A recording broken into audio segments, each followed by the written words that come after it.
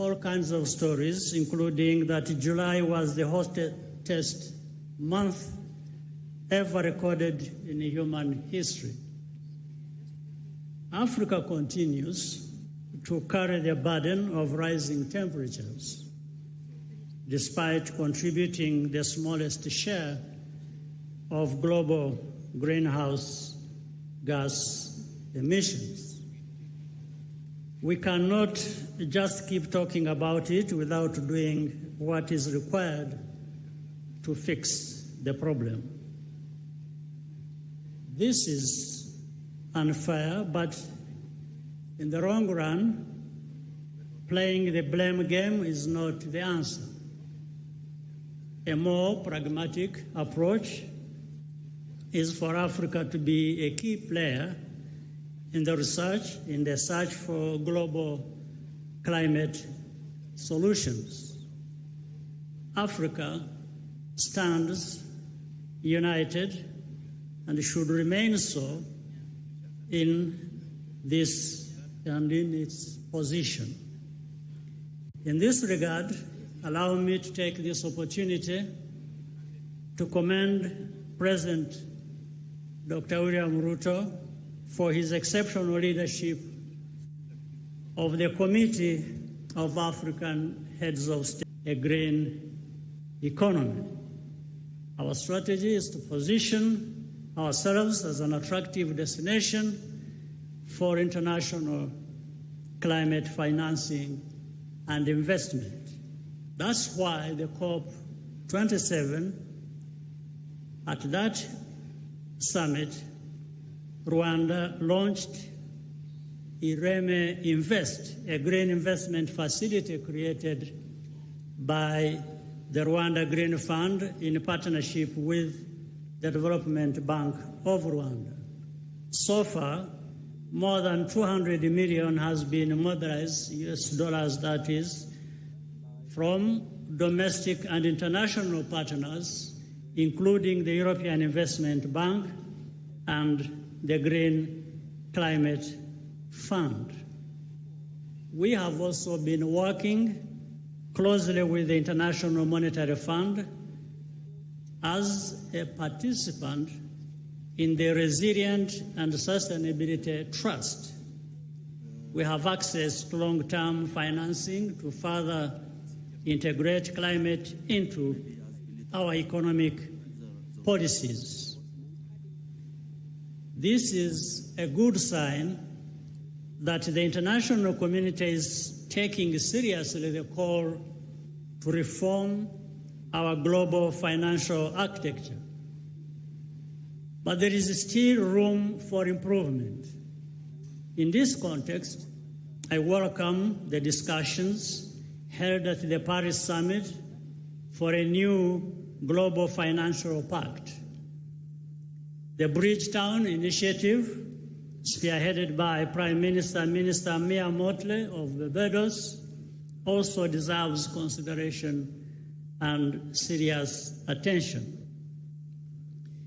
Any meaningful structural change must favor debt restructuring and lower interest rates, as President William Ruto has so eloquently explained.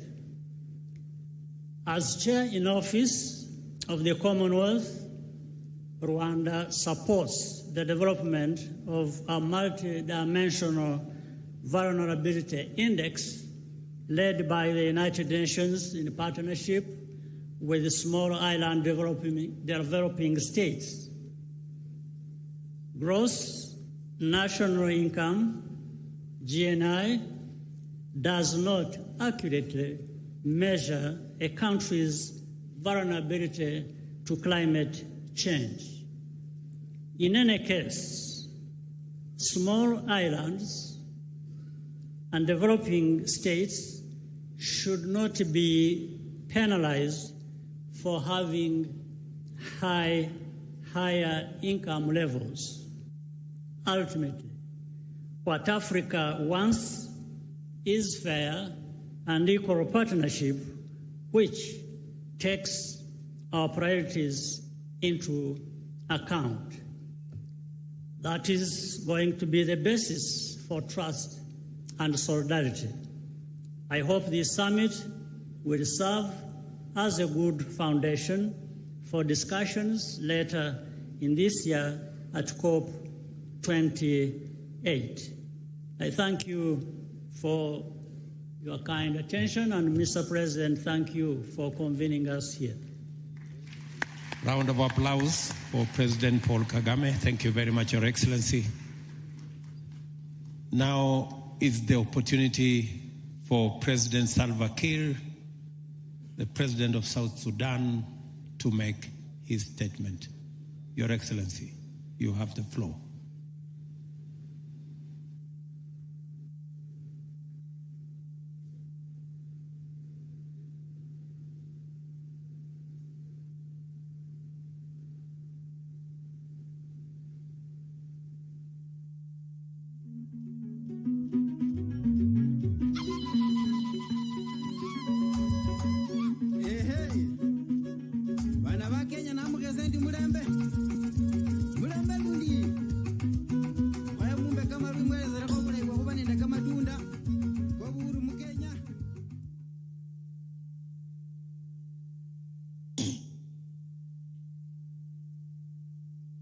Your Excellency, Dr. William Ruto, President of the Republic of Kenya and Chairman of the Committee of African Governments on Climate Change, Excellencies, Heads of State and Government,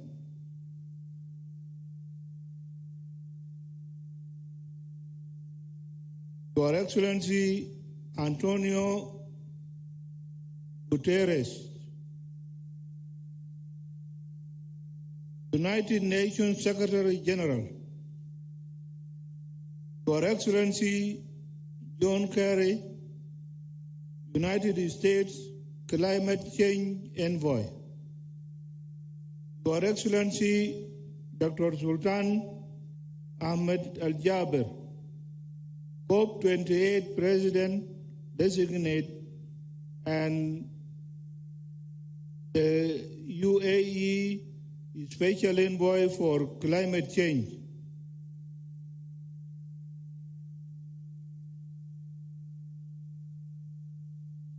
Honorable Ministers for Climate Change, distinguished guests, ladies and gentlemen, good afternoon.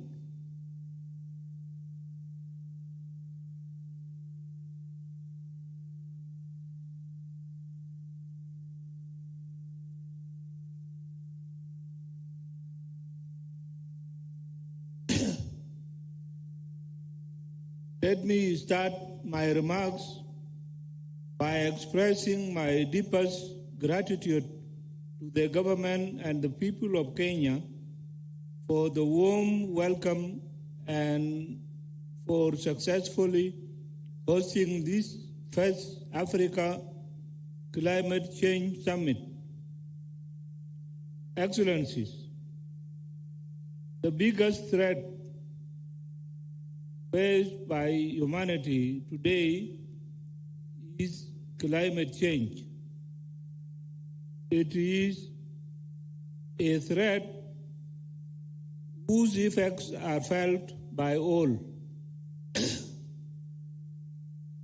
But its causes have their roots in the action of a few. Take Africa for instance. We collectively emit less than 5% of carbon, but we are the most vulnerable region. My country, South Sudan, with tiny emissions, for example, is currently experiencing floods, droughts, heat waves, and irregular rain patterns. We have over 2 million people who have lost their livelihoods as a result of climate change and are in dire need of support. In the face of this reality, we cannot continue to lament about the impact of climate change, nor continue to wait for the financial support that has been promised but not delivered.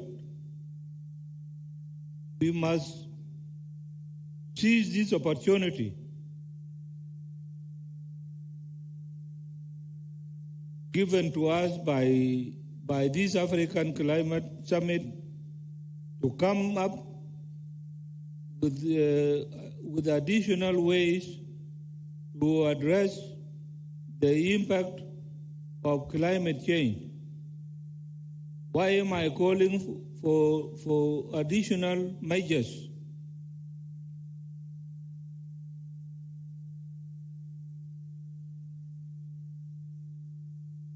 The reason is very clear.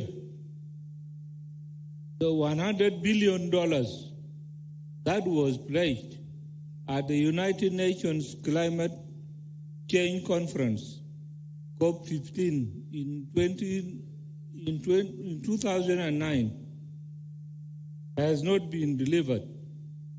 More importantly, that amount is not enough because Africa alone requires over $3 trillion to enable, mitigate, and adapt to the climate change.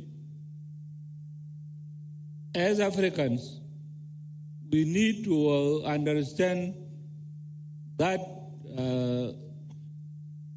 transitioning to low carbon economy will come from within, and its path lies in operationalizing the theme of this summit, driving green growth and climate finance solutions for Africa and the world. This is the way to go. Driving green growth will allow us to come up with solutions that will address the financial gap between what was pledged in Copenhagen summit in 2009 and the actual figure needed by African countries to combat climate change. Excellencies, in South Sudan, we are endowed with the natural resources, and the challenges we face as a country are about finding ways to exploit these resources in a sustainable manner. The key question we have always is, how do we responsibly exploit these resources in ways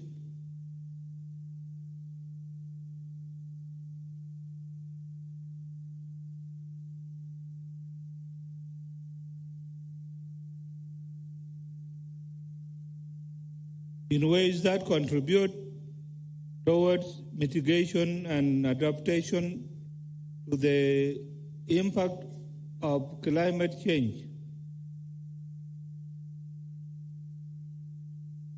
Part of our answer to these challenges lie in aligning our climate change policy with climate action plan that cuts emissions and adapt to climate impact.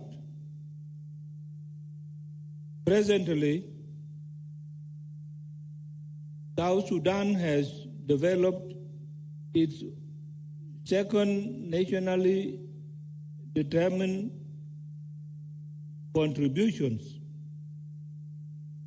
with the goal of generating 3,000 megawatts of renewable energy from hydro, solar, with the solar with wind, and geothermal gas. This to us is the path to net zero carbon by 2050. On top of this planned path, we aim to embark on climate-smart agriculture to meet our food needs. Apart from changing how we plan our development to mitigate the impact of climate change, we also have a vast potential in carbon trading that can generate further revenue to finance our climate adaptation. Our natural forests and the Sud wetlands have the largest capacity to absorb carbon in the world. In fact, I'm proud to say that the Sud wetland in my country is the third long of the world. These ecosystems can sequester millions of tons of carbon dioxide annually, and in them lies the potential for carbon trading I just mentioned.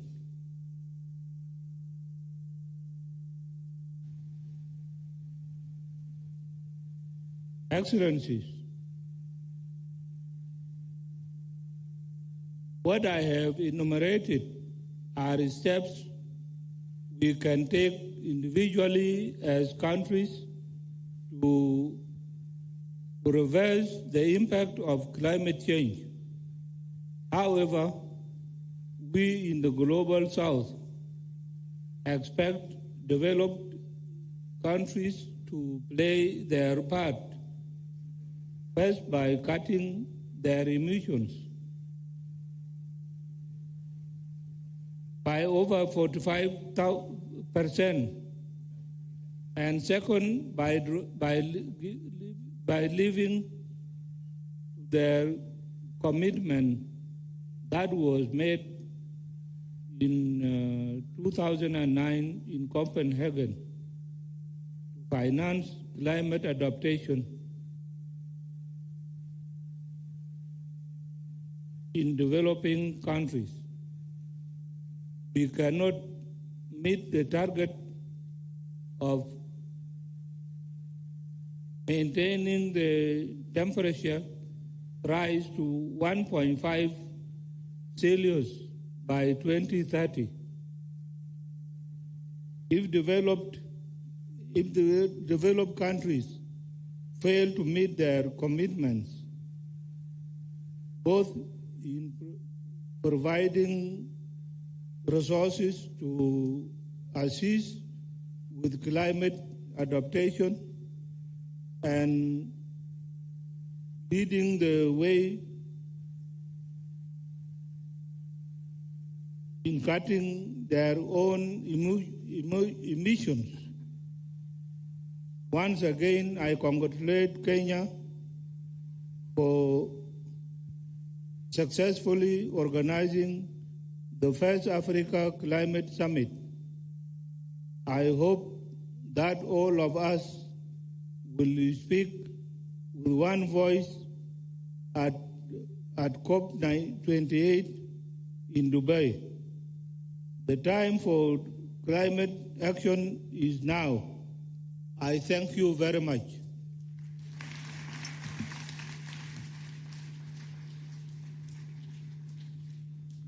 Thank you very much, Mr. President. Let's give a round of applause to President Salva Kiir. Let me now take this opportunity to request President Macky Sall, the President of Senegal, to make his statement. Your Excellency, you have the floor.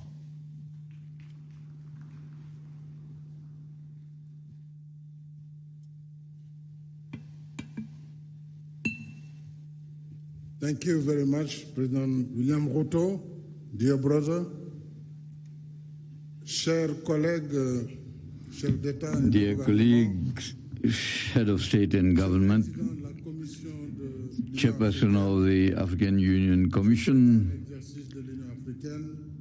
Mr. Current Chairman of the African Union, Heads of Delegation, Honorable Ministers, distinguished participants. I thank you, President Ruto, for your kind invitation and the brotherly welcome accorded to us and for the invitation to this first Africa Climate Summit. I want to congratulate you on your leadership and as has been demonstrated in your very powerful statement this morning. The time is ripe for taking stock of the implementation of the commitments on climate and also to agree on an African common position. Everybody knows the risks and dangers related to global warming that continue to affect our countries, and worse still, they have even worsened. The last report of IPCC confirmed that the African countries will be the most impacted by climate change, while they contribute less than 4% of global warming. Africa, we must say, reacts in line with its measures, in line with its means, through innovative and research for solutions or decarbonization and also the climate change. At the global level, 11 Saharan countries execute the project of the Great Green Wall for a decade now. On that score, Senegal implements a reforestation program of 500,000 hectares of indigenous forests, and in order to stop the encroachment of the desert and restore, rehabilitate soil, the biodiversity, and support the pastoral activities. We pursue our efforts, to, in fact, execute the carbon resilient projects, and particularly as regards energy transition. And thanks to the implementation of our mixed energy programs, renewable energy represents today 31% of our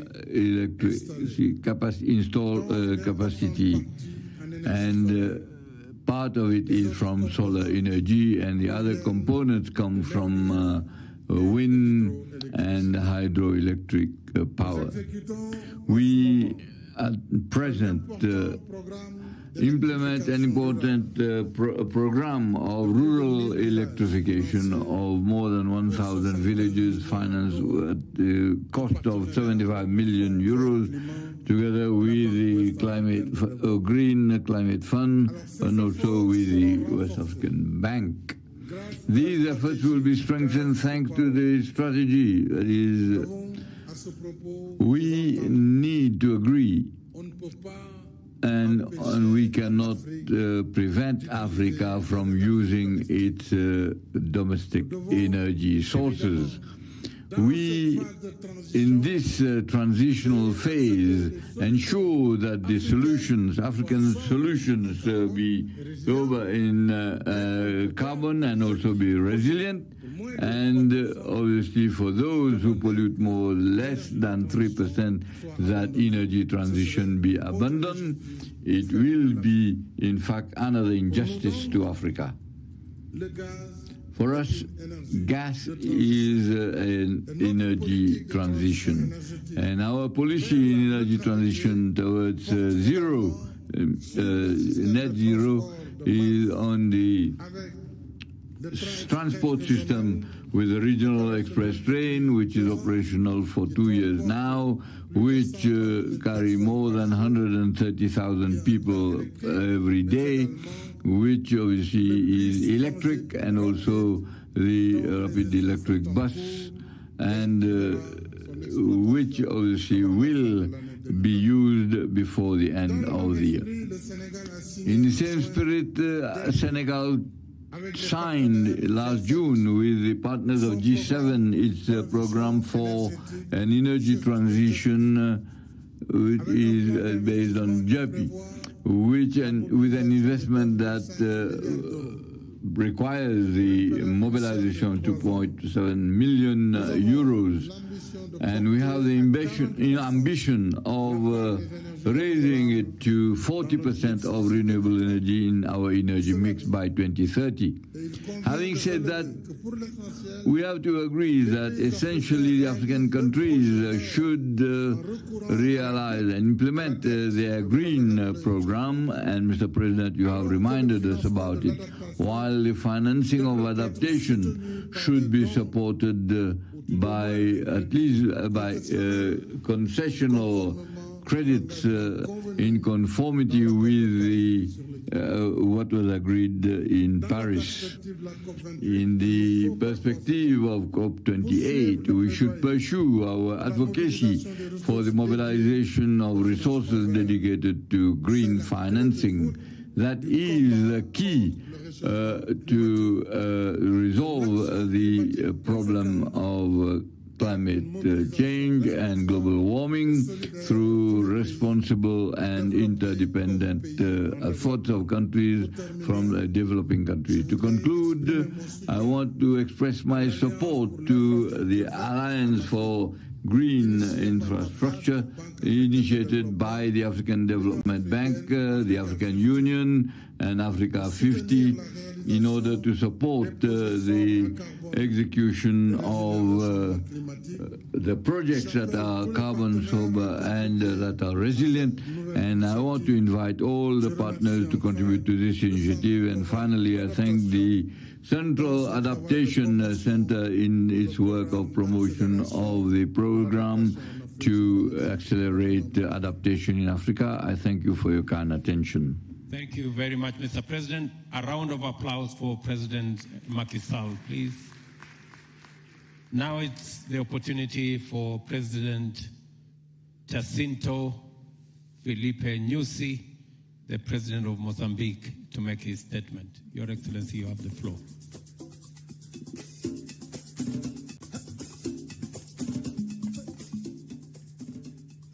Asante ndugu Rais Ruto, naongera Thank you very much, kwa Ruto, mkutano mzuri for this kujaribu opportunity. kurudisha heshima kwa Waafrika.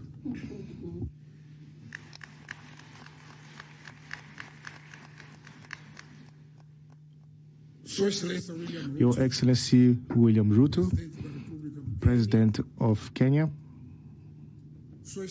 Your Excellency Azar Usman, President of Comoros and the Chair at the AU,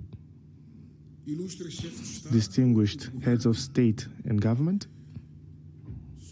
Your Excellency Moussa Faki from the AU Commission, Your Excellencies, ladies and gentlemen. First of all, I would like to commend the invitation of Your Excellency President Ruto and the warm welcome and the invitation to participate in the Africa Climate Summit hosted by the Kenyan government together with the AU Commission. Your Excellencies, the decision by the African Union General Assembly to host this event is in order to have a shared African vision regarding the climate crisis that is affecting the world and mostly Mozambique, Africa. And looking specifically at Mozambique, the country is cyclically ravaged by the impacts of climate change. It's not what I've heard about. This is what we live. And as of February every year, and even until May, we suffer from the adverse effects of climate change.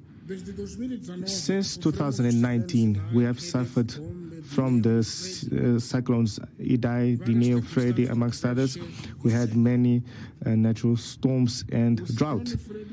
Cyclone Freddy was extraordinary because it took longer time, more than 14 days, and we were affected twice by Cyclone Freddy because first affected us on the coast and then went back, and then it affected again Mozambique on its pathway to Malawi. We know that such disasters affect negatively populations in Mozambique, not only, but in other countries. Your Excellency, Your President, the interventions that we've heard were exhaustive. Such statements try to explain what is climate change and what are the impacts of climate change. So I'll not be repetitive, and I would like to be more objective and straightforward by sharing the experience of Mozambique with regard to climate change, prevention, mitigation, and adaptation, and to emphasize the following. First,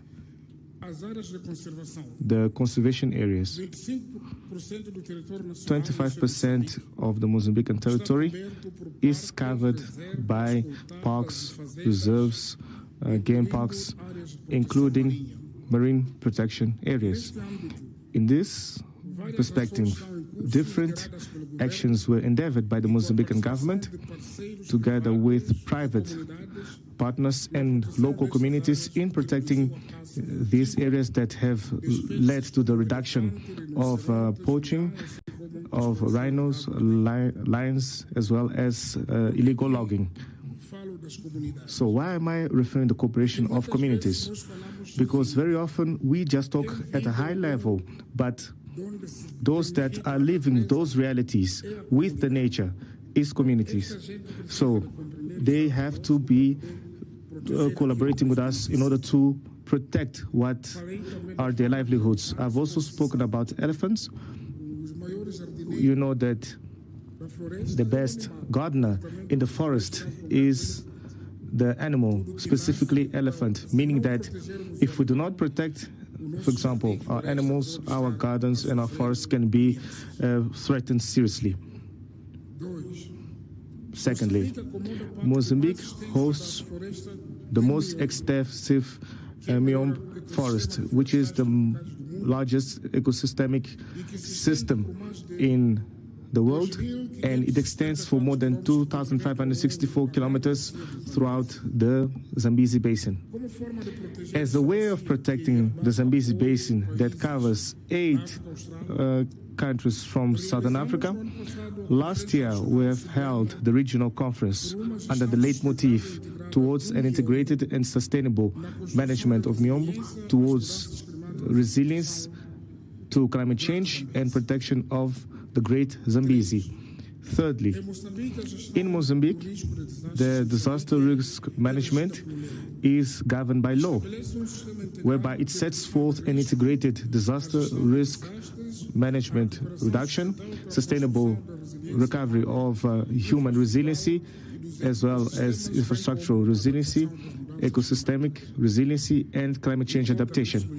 I would like to emphasize that, for example, for each construction work that occurs in Mozambique, they have to comply with the law in order to be considered as resilient construction works. Fourth, we have created disaster risk insurance in order to cater for situations of natural disasters and support of vulnerable groups. One of the efforts towards disaster risk management and reduction is by engaging local communities, as also referred, but we are also prioritizing conservation agriculture. This is relevant in our strategy towards food security, and we promote the preservation of soils, soil quality, the preservation of water resources, the prevention of wildfires that led to deforestation and adverse effects from climate change.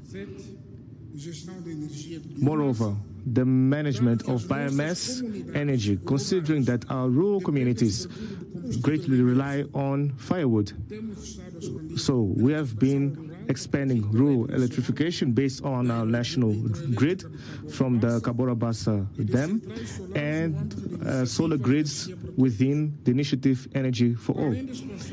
Besides expanding the Cabora Bassa Dam that serves up some of the countries in Southern Africa, we are also prioritizing some hydroelectric projects such as Pandankua, as well as the Ntemani gas plant. And Ntemani will have around 400 megawatts, will be the major one. 8, we have the territorial planning project. Through the territorial development and spatial planning. And this occurs because very often we see that people just build unregularly. And if we do not plan how we are going to build our urban spaces, we can lead or contribute towards erosion. Another aspect has to do with institutional and legal reforms based on the protection of biodiversity, including the reactivation of the main fines, and meaning that we have severed fines and penalties against poaching, related to poaching, as well as illegal logging.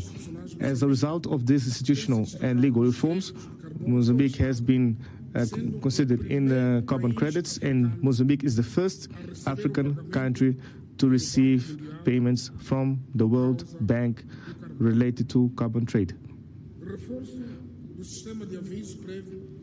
By strengthening the early warning system, we have implemented the program One District, One Weather Center. I'm just emphasizing what we're doing as a country because we cyclically suffer from adverse weather effects. So we have decided to strengthen our early warning systems so that communities are ready when those disasters strike us. This year we have also inaugurated the Beira meteorology radar in the central part of our country in order to detect cyclones in a radius of 400 kilometers, and we are planning on setting up 2 additional radars in the northern and southern part of the country. Hence, we will be covering the whole country. We also adopted the Maputo Declaration regarding the integrated early warning system that fits into the national operational and strategic goals. We would also like to share that Mozambique also hosts the the SADC Humanitarian Operation Center, which is a center aiming at protection and prevention. Mozambique has an extensive coastline of around 2,700 kilometers, meaning that we should give special attention to the ocean as the regulator of temperature and climate in the planet. We have ratified the Marpol Convention of 1978 regarding sea pollution that also complements the national legislation regarding illegal fishing and the protection of marine diversity, meaning that if we do not protect our biodiversity, we are going to contribute towards negative impact of the environment, especially the oceans. Your Excellency, before I conclude, Your Excellency Ruto, I would like to show my appreciation for this initiative, and we also would like to exhort all the leaders here to subscribe as a single voice the Nairobi Declaration regarding climate change, and we have a collective action towards it. Thank you. Thank you very much, Mr. President. A round of applause again for President Nyusi. Let me now take this opportunity to give the floor to President Nana Akufo-Addo, the President of Ghana. Your Excellency, you have the floor.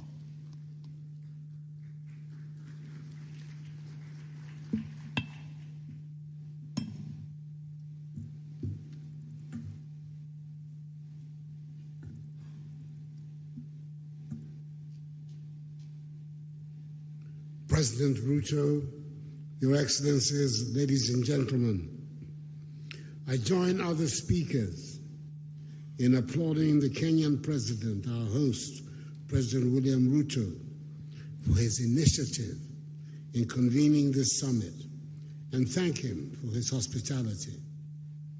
A summit to define a common African position towards the deliberations of COP28 in Dubai is a highly commendable one, especially if it can help us define how we can mobilize our own resources to address this critical issue of climate change. Ghana's nationally determined contributions towards combating climate change have been fully incorporated into government's coordinated program for economic and social development policies to facilitate their implementation. We have introduced major policy interventions that have development and climate projection imperatives. Our flagship programs, whether they are the programs for planting for food and jobs, or One Village, One Dam, or One District, One Factory, are all geared towards boosting industrialization and rural development, as well as building our resilience to the impacts of climate change.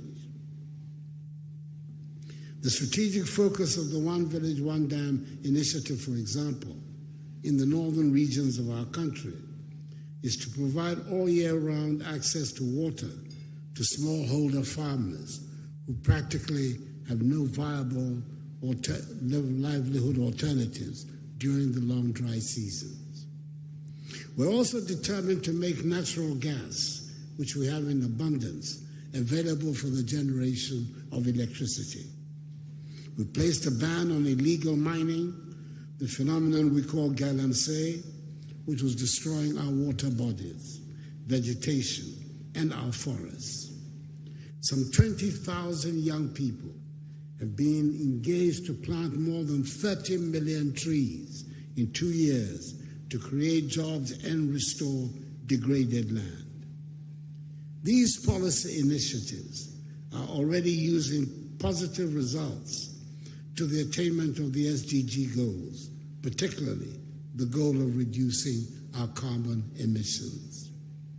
Additionally, I have established an advisory group of prominent private sector chief executives who are setting up a $100 million SDGs delivery fund and a $200 million green fund to complement government's efforts at tackling climate change and funding the implementation of the SDGs. Whilst we strive to do our bit to halt climate change at the national level, we expect also a lot to be done at the international level. One major issue of concern to us is the need to streamline access to international climate finance to complement national funding.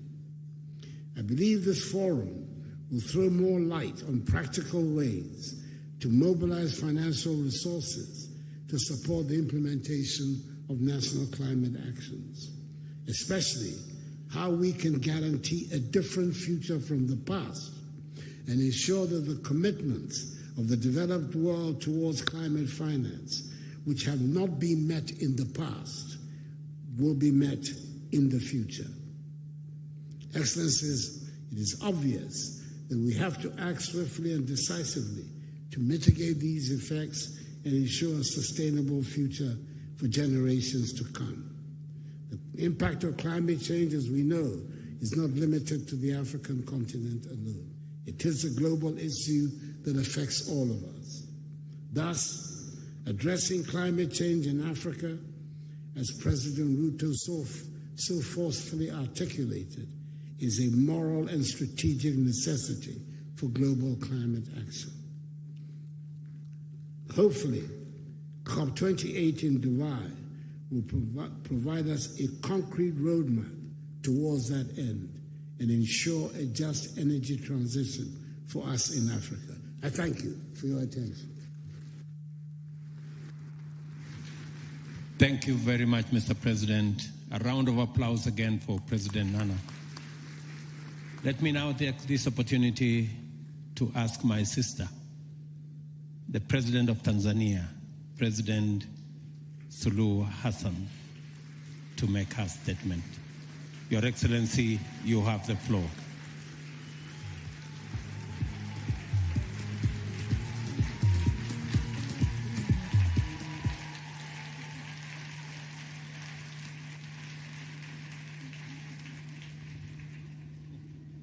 Your Excellency, President William Ruto, President of the Republic of Kenya and Chair of the African Committee of Heads of State and Government on Climate Change, Excellencies, Heads of State and Government, distinguished delegates, ladies and gentlemen. Mr. President, thank you very much for being a gracious host of this August Assembly that sets the tone of Africa's growth now and the future. I thank the government and the people of Kenya for the excellent preparation of the summit and the warm reception accorded to me and my delegation. The convening of this important summit is both timely and opportune, as the theme, driving green growth and climate finance solution for Africa and the world, is quite befitting, especially now ahead of COP28, where parties will take stock of our efforts to address the climate crisis and commitment to address both climate crisis in the context of the Paris Agreement and the Climate Convention itself. Excellencies, the stakes are high and actions have to take place not tomorrow, but today and literally now. As Africans, we have no choice but to seize the moment to capitalize on its potential to offer solutions to green growth and decarbonization, and while creating resilience to its our communities and economies. We can no longer afford to address economic development, climate change, and African poverty burden in isolation. The interplay between development and climate change is undeniable, and this interlink demand integrated and coherent solution that will provide opportunity for socio-economic development of Africa. Excellencies, while the continent is highly impacted by the changing climate, it is nevertheless holding the key to solving the climate challenge. The just released Economic Development in Africa Report 2023 shows the potential of Africa to capture technology-intensive global supply chains, and it said it's all about development of Africa with climate change. It provides a unique insight into Africa's centrality to the green transition that will clearly transform our continent economies. It is said that all metals and minerals that are important and strategic for the low carbon transition are abundantly found in Africa.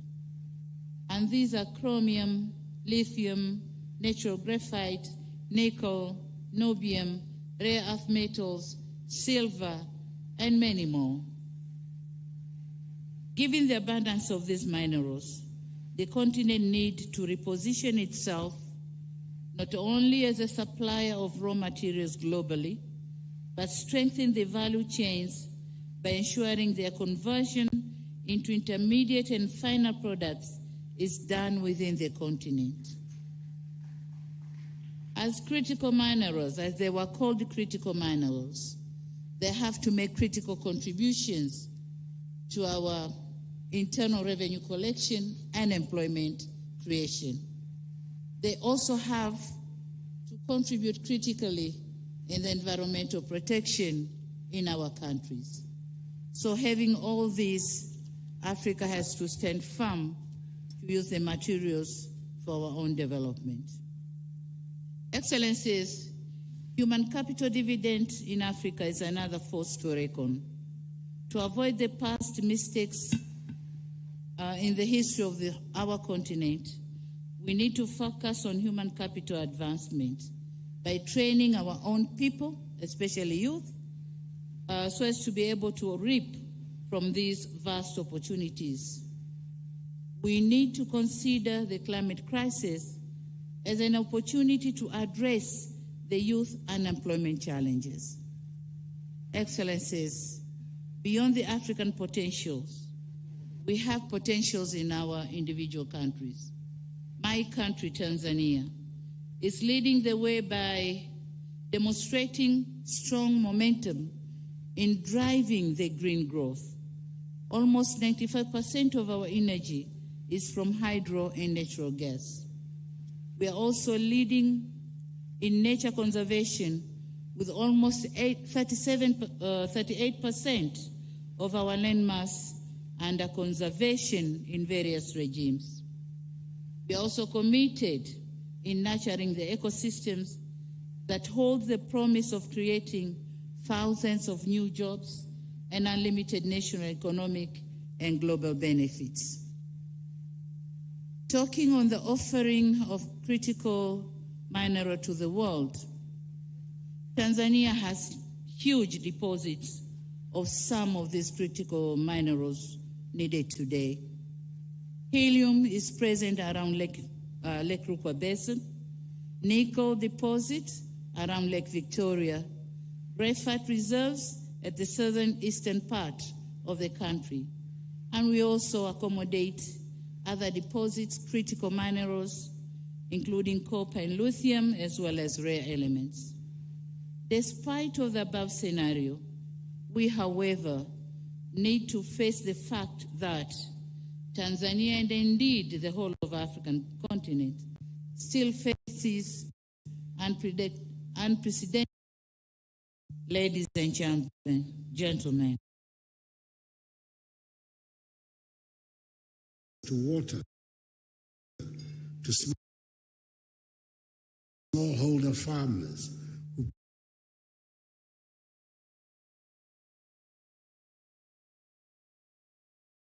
to water to smallholder farmers who practically have no viable livelihood alternatives during the long dry seasons.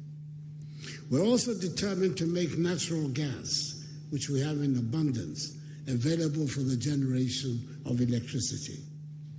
We placed a ban on illegal mining, the phenomenon we call galamsey, which was destroying our water bodies, vegetation, and our forests. Some 20,000 young people have been engaged to plant more than 30 million trees in 2 years to create jobs and restore degraded land. These policy initiatives are already using positive results to the attainment of the SDG goals, particularly the goal of reducing our carbon emissions.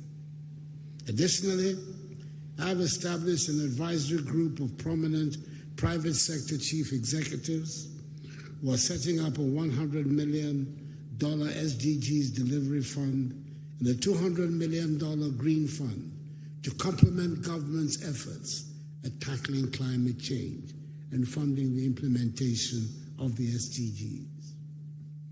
Whilst we strive to do our bit to halt climate change at the national level, we expect also a lot to be done at the international level. One major issue of concern to us is the need to streamline access to international climate finance to complement national funding. I believe this forum will throw more light on practical ways to mobilize financial resources to support the implementation of national climate actions, especially how we can guarantee a different future from the past and ensure that the commitments of the developed world towards climate finance, which have not been met in the past, will be met in the future. Excellencies, it is obvious that we have to act swiftly and decisively to mitigate these effects and ensure a sustainable future for generations to come. The impact of climate change, as we know, is not limited to the African continent alone. It is a global issue that affects all of us. Thus, addressing climate change in Africa, as President Ruto so forcefully articulated, is a moral and strategic necessity for global climate action. Hopefully, COP28 in Dubai will provide us a concrete roadmap towards that end and ensure a just energy transition for us in Africa. I thank you for your attention. Thank you very much, Mr. President. A round of applause again for President Nana. Let me now take this opportunity to ask my sister, the President of Tanzania, President Suluhu Hassan, to make her statement. Your Excellency, you have the floor.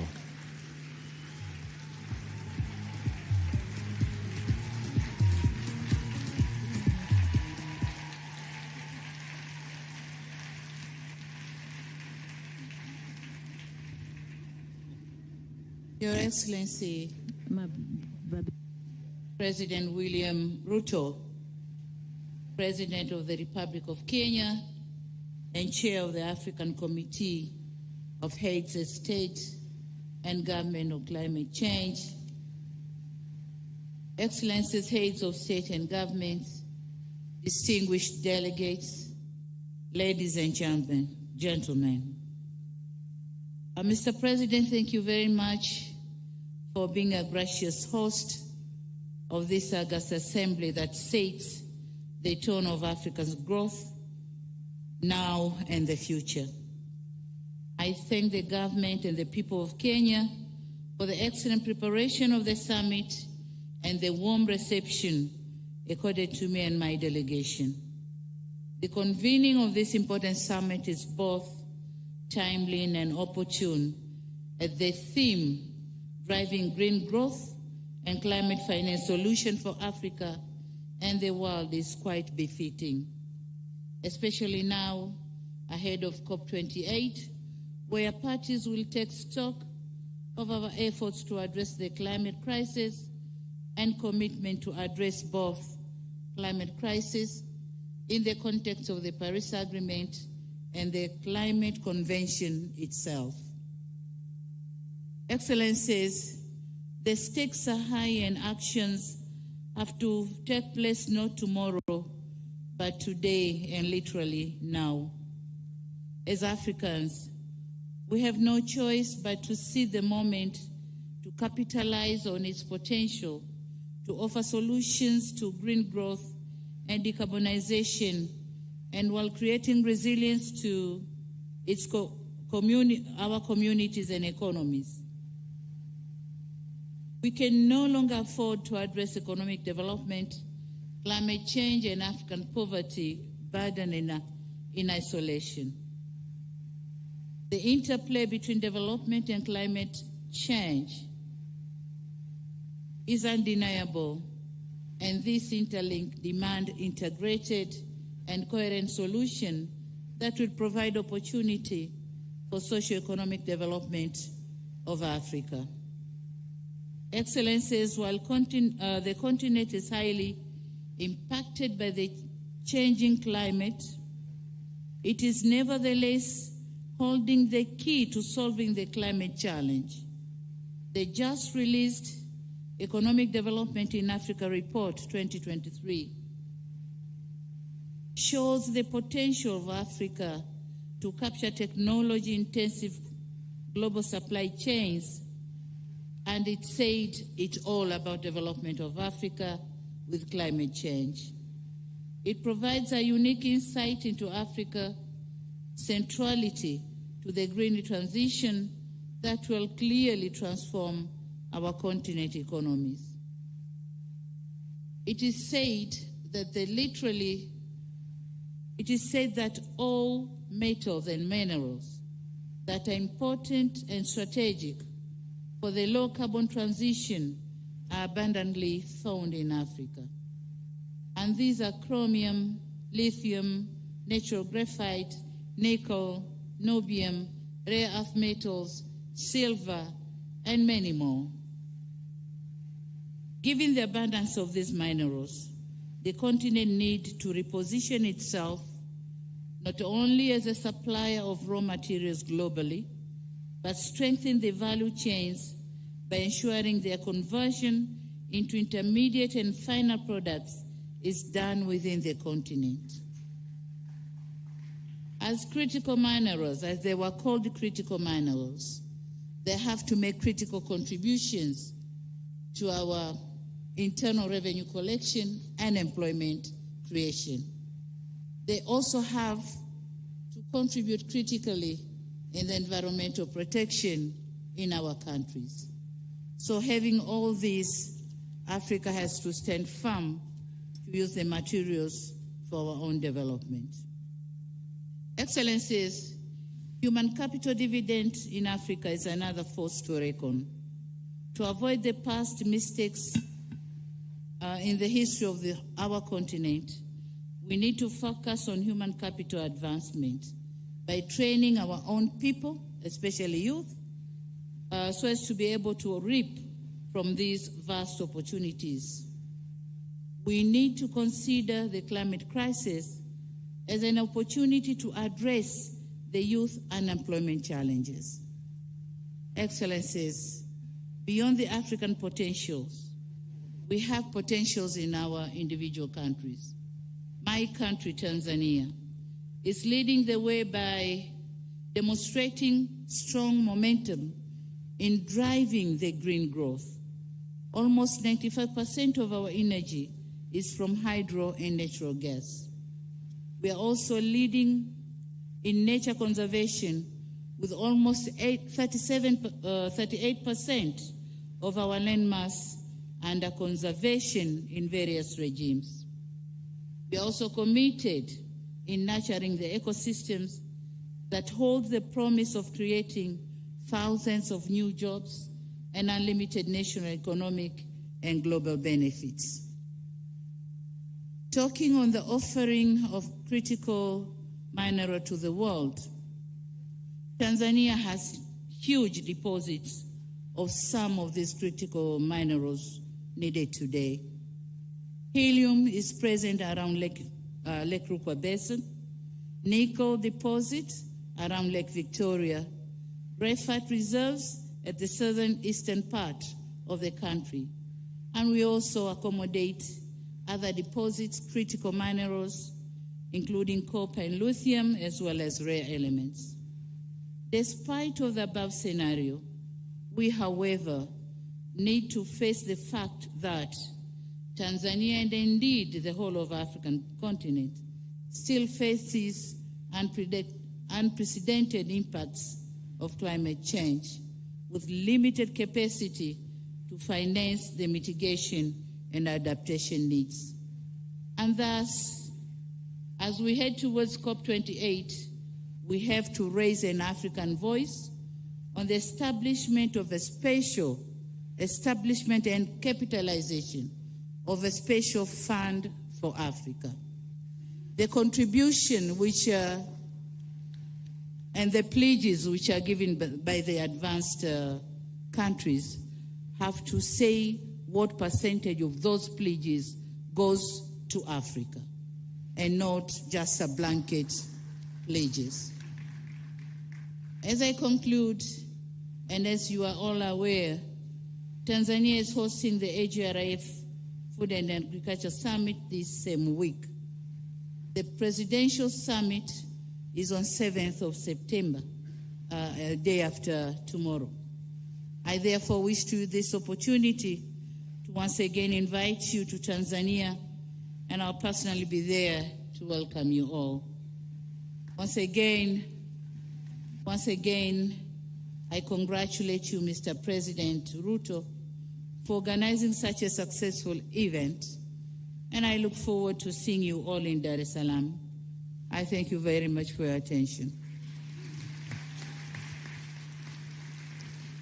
Thank you very much, Your Excellency.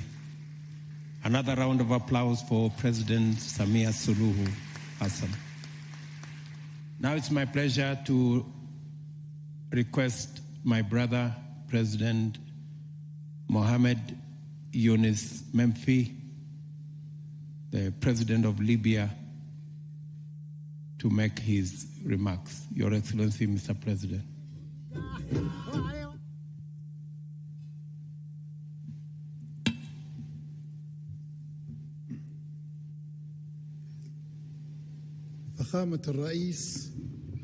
Your Excellency, President of Kenya, President William Ruto, and head of the Committee of African Heads of States concerned with climate change.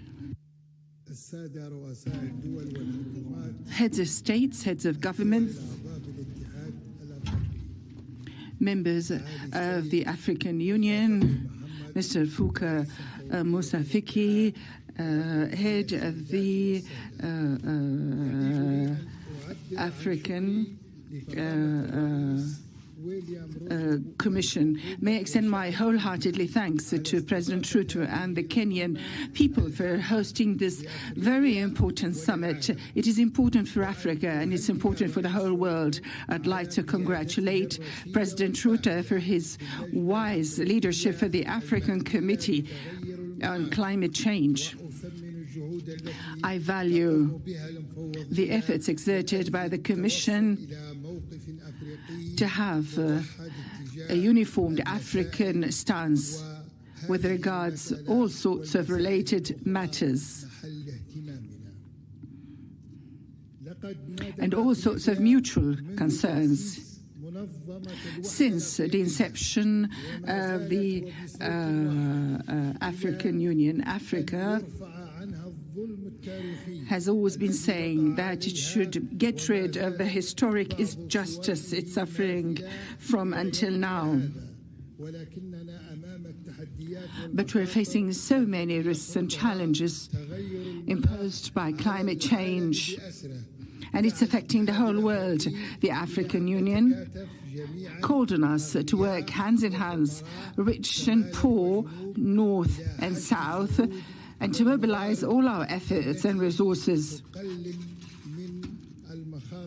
to mitigate those risks and to also adapt to those changes, and to change and transform those risks and challenges to opportunities based on strategic partnership to bridge the financing and technical gap, to empower Africa and the South in general to move forward from the weakest link to the high level of being a partner. And this would give more opportunities for adaptation to the whole world. And that would help us to achieve a sustainable horizontal development. We should undertake quick and urgent measures to eliminate any kind of damages or risks that could be irreparable in the future or could threaten life on this planet Earth. We need more solutions. Africa has always been a promising continent. As you can see in this summit, Africa can provide to this planet a lot if our partners are committed to their pledges. This is a good opportunity to deal with the risks in an efficient way, starting with carbon emissions to green growth, green minerals, all those opportunities to provide sustainability and opportunities for energy sources that can be very well used in environment-friendly uses, by bridging the technical and bridging the financing gap and the technical gap, and to have different renewables like, for instance, solar energy, wind, and all sorts of other sources. And also we need to talk about fossil energy. We need to have some kind of harmonized climate initiatives to face climate change and to stand against the individual interests of some of the industrialized countries. The African continent requests are clear in the documents of this meeting and also in the decision of the African meeting that decided on holding this summit before COP28 in Abu Dhabi. And in the draft declaration of our summit, all these texts helps us to have concerted efforts and to stick to our stance and to call on bridging any kind of barriers between us and other industrialized countries, and to draw together the upcoming stage on basis of partnership, seeking one unified goal and according to partnership. Would like to greet our development partners attending today, the international organizations, the private sector, the scientific research centers, the academia, the civil society, women, youth, and also the participants in the Environment Expo. And after the conclusion of this meeting, which is going to be crowned with our declaration representing the unified African stance, we're going to be able to mobilize our efforts, and we're going all to attend and participate in COP28 to defend the outcomes of our summit here in Nairobi. And thank you very much. Thank you, President Ruto. Your Excellency. A round of applause for President Memphi again. Thank you. Let me now take this opportunity to ask my brother, Julius Bio, the President of Sierra Leone, to make his statement. Your Excellency, you have the floor.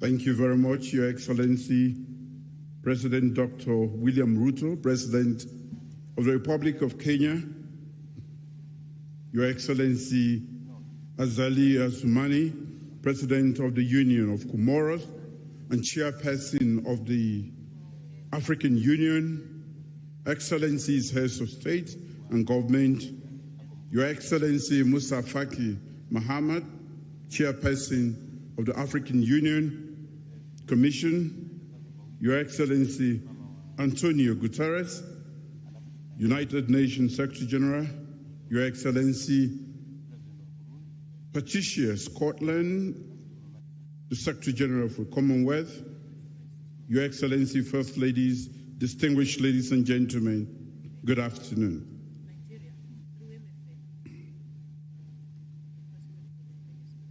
I'm pleased to address this high-level session of the African Climate Summit 2023 under the Kenyan presidency and to reaffirm Sierra Leone's commitment to scale up climate action urgently. I must thank His Excellency President William Ruto and the government of the Republic of Kenya for the excellent arrangements made for this summit as African countries seek to address climate change priorities in this critical decade.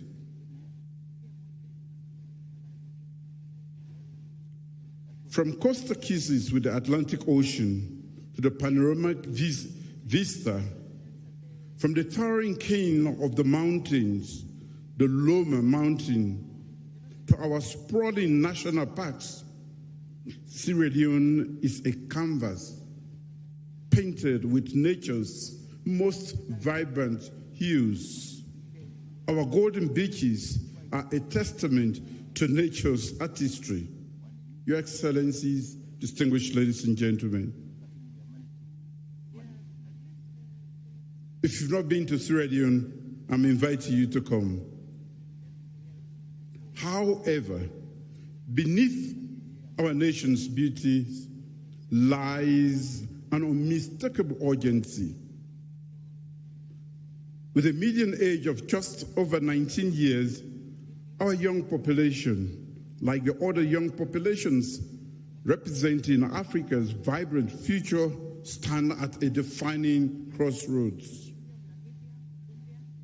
Their legacy, and indeed our collective legacy, is shaped by the choices we make today.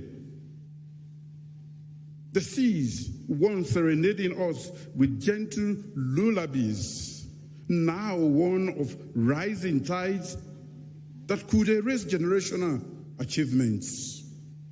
The rains which celebrated our lands now pose a looming threat. Why Sierra Leone is rich with nature's gift. This very geographical splendor renders us vulnerable. Climate change for us isn't a distant shadow.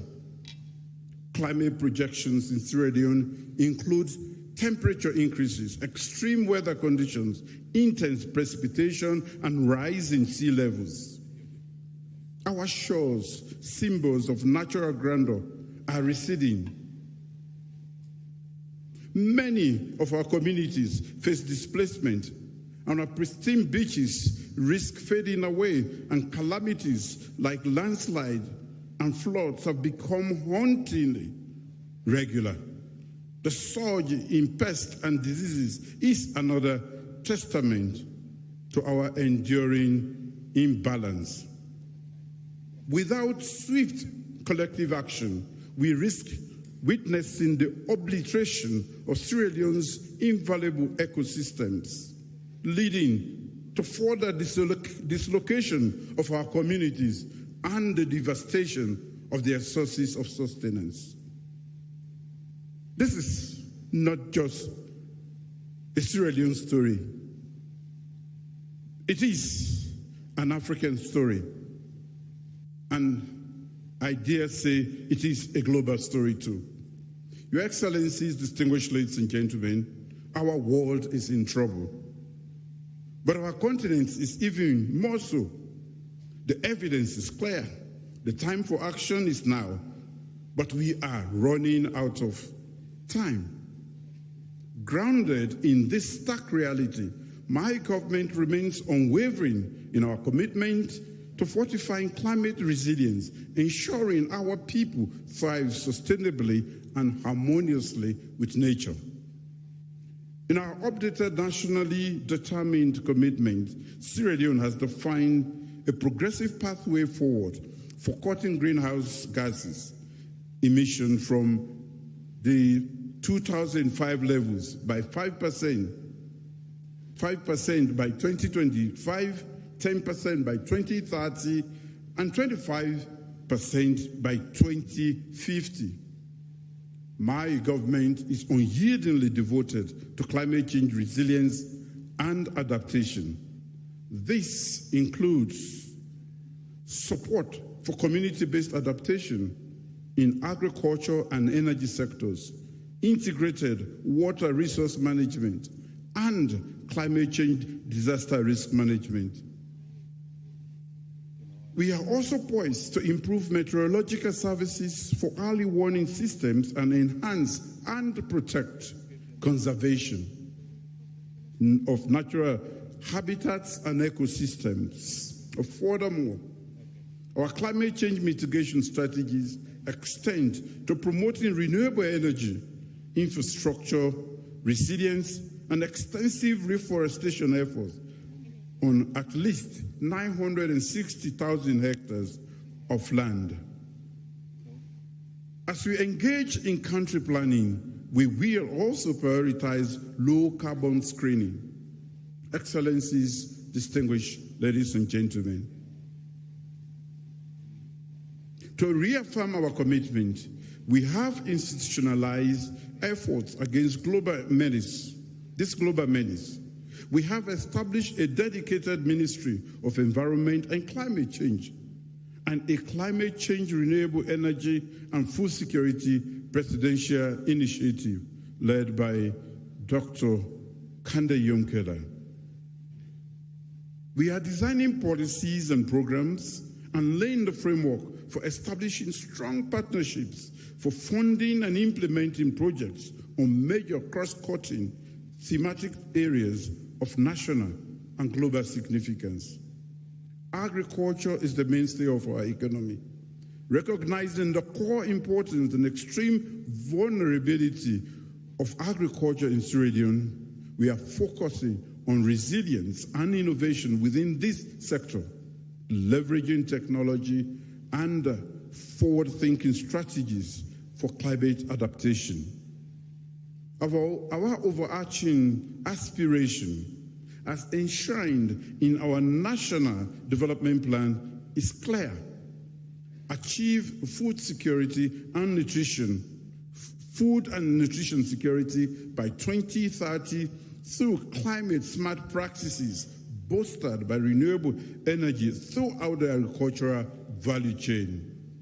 Your Excellencies, distinguished ladies and gentlemen, meaningful inclusion and intergenerational dialogue are crucial to achieving SDG 13, to take urgent action to combat climate change and its impacts. In Sierra Leone, we consider our women equal partners for development.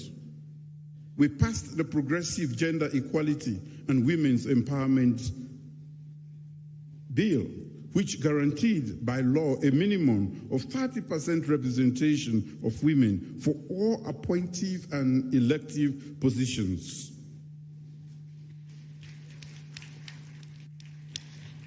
My government is committed to promoting the inclusion of women in climate resilience programs and the participation of women in decision-making for climate change adaptation and mitigation governance at all levels.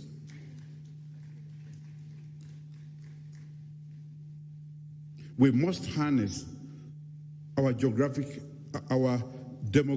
dividends on the continent and involve our youthful population in our climate adaptation and mitigation efforts throughout by involving the youth in everything that we do.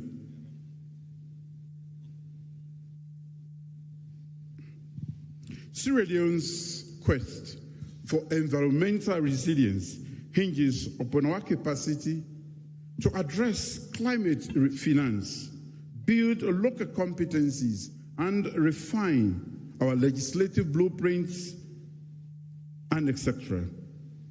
Solutions like carbon markets, innovative debt swaps, and novel financial tools such as leveraging our natural resources may be our bridge to surmount the fiscal chasm. Our appeal is clear. Sierra Leone seeks equitable, nimble, and timely access to climate financing. We ask for unbarred access to new climate change adaptation and mitigation technologies and shared knowledge. Our salvation from escalating climate crises lies in collective wisdom and concerted efforts. Another challenge is our institutional prowess in designing programs that attract climate finance is still developing. We yearn for guidance and backing to boost our legislative architecture, especially concerning forest conservation. Your Excellencies, distinguished ladies and gentlemen, while shared, the responsibility for climate adaptation and mitigation is not and should not be evenly distributed. Expecting countries like Sierra Leone to bear the brunt of a crisis that scarcely contributed to without robust support from the primary emitters, the industrial giants, is fundamentally unjust. Our stance is unequivocal. We are here to collaborate, not to capitulate. We seek cooperation, not charity.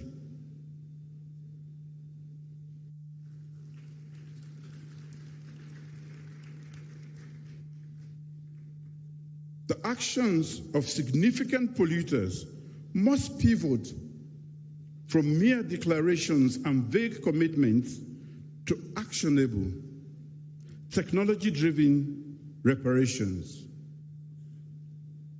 It is a demand grounded in the technical feasibility of climate justice, not just its moral imperative. A unified front against the existential crisis is not just desired, it is imperative. As I close, I implore all of us present, the hourglass of action is dwindling, and the sands of time wait for none. Let's come together, not just in spirit, but in action, but in actionable solidarity. For in unity we find just strength, but not just strength, but salvation. Thank you.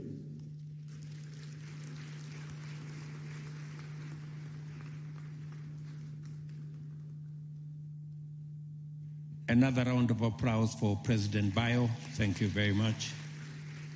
Now let me take this opportunity to request my sister again, Her Excellency Saleh Work Zewde, the President of Ethiopia. Madam President, you have the floor.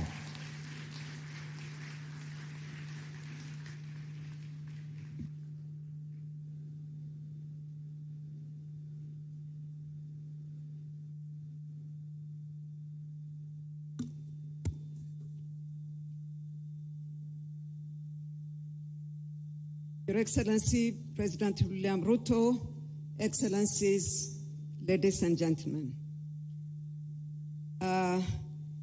This is a very important summit.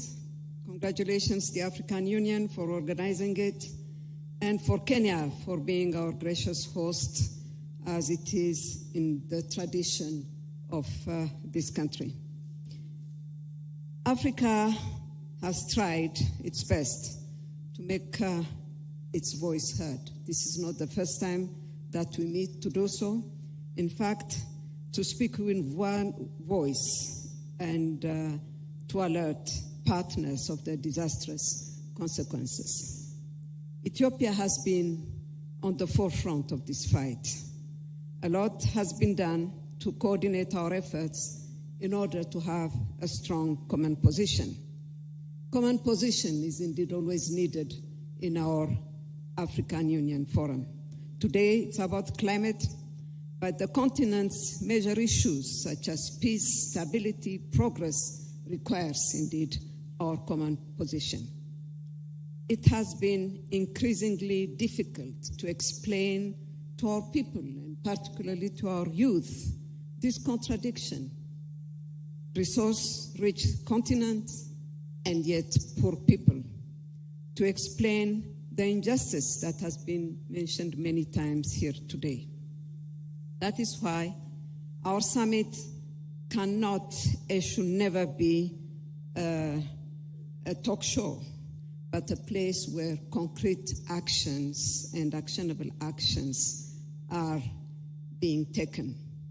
Let me also say that without sufficient research publications, it would be difficult for the Intergovernmental Panel on Climate Change to get accurate representation of Africa's special needs and circumstances that would build evidence-based for advancing the key ask of the continent.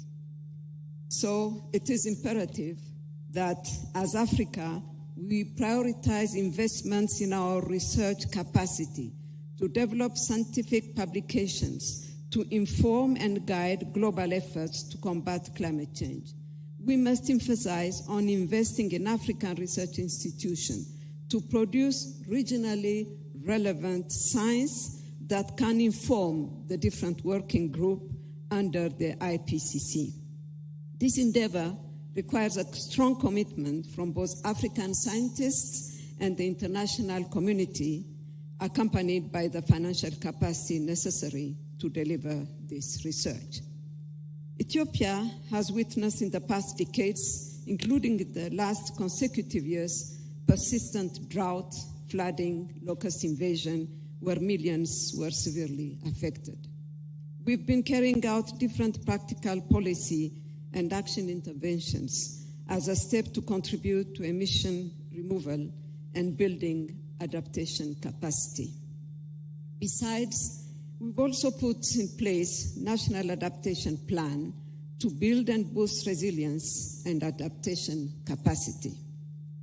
Building climate resilient green economy is one of the pillars of our 10-year national development plan.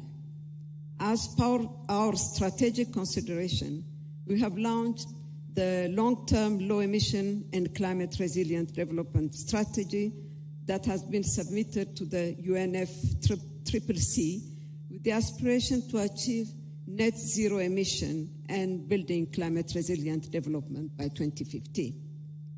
The Ethiopian Green Legacy Initiative that has been mentioned again today, that was launched in 2019, has succeeded in planting 25 billion seedlings on the degraded landscapes by mobilizing volunteers throughout the nation. The initiative helped for the development of more than 120 nurseries and created more than 180,000 jobs throughout the country. More importantly, the initiative is intended to inculcate the green behavior in each of our citizens. The greening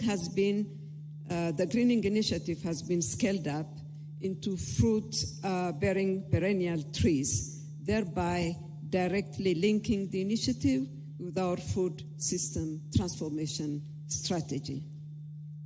In the agriculture sector, Ethiopia has achieved notable progress in enhancing its wheat production, effectively transforming a deficit of 15 million metric tons in 2019-2020 into a surplus of 65 million quintals in 2022-23.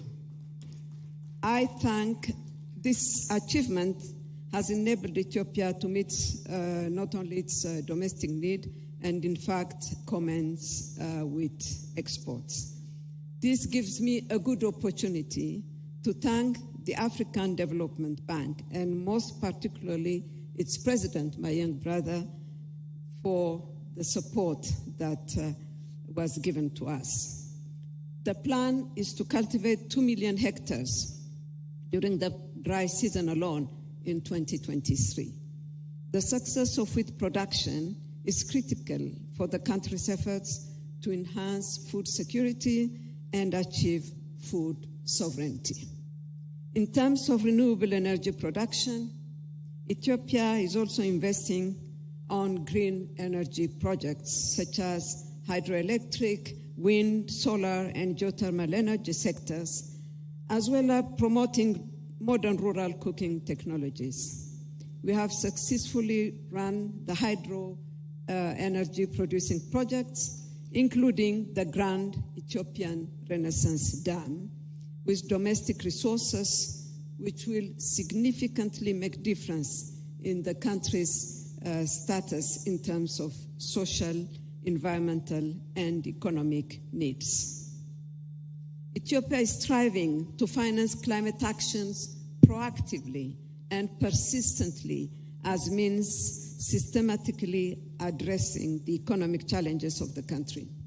Accordingly, the government has invested over $82 million from 2011 to 2019, mobilized from domestic, bilateral, multilateral sources, as well as from international climate finance institutions on climate change mitigation and adaptation projects and programs in agriculture, energy, transport, industry, forest, urban development, and health sectors. Despite this investment, Ethiopia still needs to attract and mobilize a significant finance to support its climate-compatible development agenda. We still count on our partners to fulfill their commitments to developing countries and committing themselves for the new challenge of setting new quantified finance goals in the coming years. We also strongly urge multilateral financial institutions to undergo a serious reform that fits for purpose for the needs and circumstances of developing countries, rather than fueling the historical debt accumulated on the shoulders of developing countries and mainly Africa. Our future depends on our decision now. Urgent action is needed in limiting global warming to 1.5 degrees Celsius to avoid worst impact. 8 years after its signature, ensuring the implementation of Paris Agreement is not an option again. As I conclude, I would like to assure you Ethiopia's unwavering commitment to work with our fellow Africans and other global partners to achieve our priorities and the long-term objective of making the planet comfortable for present and future generations. I thank you very much.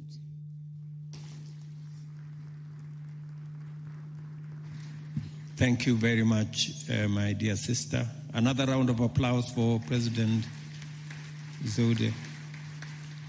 Let me now take this opportunity to request Brahim Ghali, the President of Sahrawi Arab Republic. Your Excellency, you have the floor.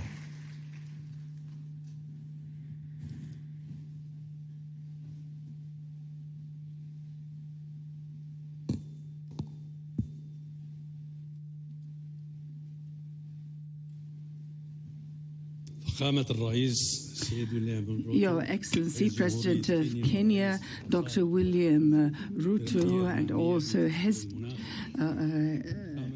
head of the Committee of Heads of States on Climate Change, and also head of the AU, and also Mr. Musa Fiki, head of the AC, Your Excellencies, heads of states, heads of governments, ladies and gentlemen. It's my pleasure at the outset to extend my wholehearted thanks to the Republic of Kenya, the government of Kenya, and the people of Kenya and President William Ruto for this gracious invitation to attend this meeting. Would like to thank you for the excellent hospitality, and would like to thank you for all sorts of efforts and generosity for the sake of the success of this great event, which is the Climate Summit in Africa. And our Saharan Republic also is facing the climate change like so many other countries in the world. We're facing all these challenges related to climate change. Meanwhile, we have another struggle to put an end to occupation in my countries due to the occupation because of the conflict with Morocco. And those challenges are intertwined. This situation led to the displacement of more than 200,000 of our citizens to some territories that are suffering from climate problems, and temperature in the refugees camps are immeasurable. In our occupied territories, the different practices of occupation, which is outside the control of the international law, without any kind of control. It leads to the aggravation against climate change, like, for instance, the problems with fishery, and this depletes our water and agricultural resources for the sake of exports. And this kind of military occupation is sort of a wall and divides our country into two parts. And this deprives the occupied territories from water. And this is a very dangerous environmental deterioration, and this increases drought in our region. It also led to so many deeply rooted changes in the surface of the land, which became more exposed to wind erosion and also water stagnation. There are also mined areas along this wall became inhabitable, and also it has a very limited economic production. Those challenges, huge challenges, required practical measures on our side to deal with the situation. And in this context, we developed our NDC,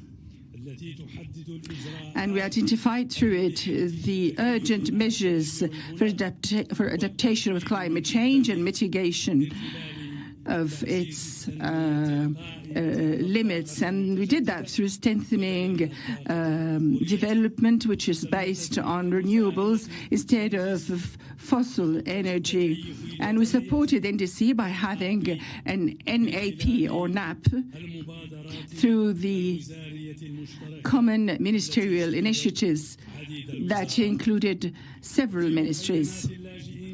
In the Sahrawi refugees camps, we developed agricultural systems to reduce the use of water.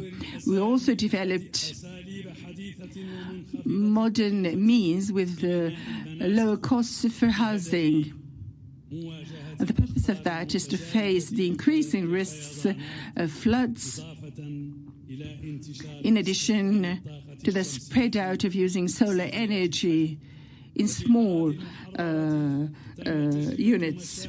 We also have experienced some electricity projects using solar energy, wind energy, and we're using it also in medical facilities in remote and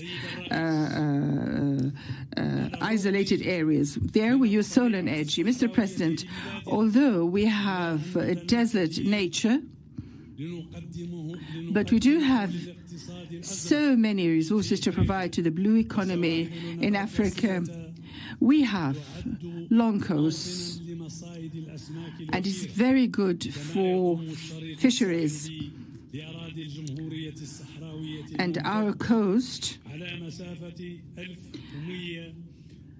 which goes as far as 1,110 kilometers, the land there is known for its resources, and of course it's adopted by Ramsar Convention. Those areas are Wadi Saqiya, Bujdur, Dakhla Bay, and Sabkha Imlili. And although all those resources are exposed to climate change,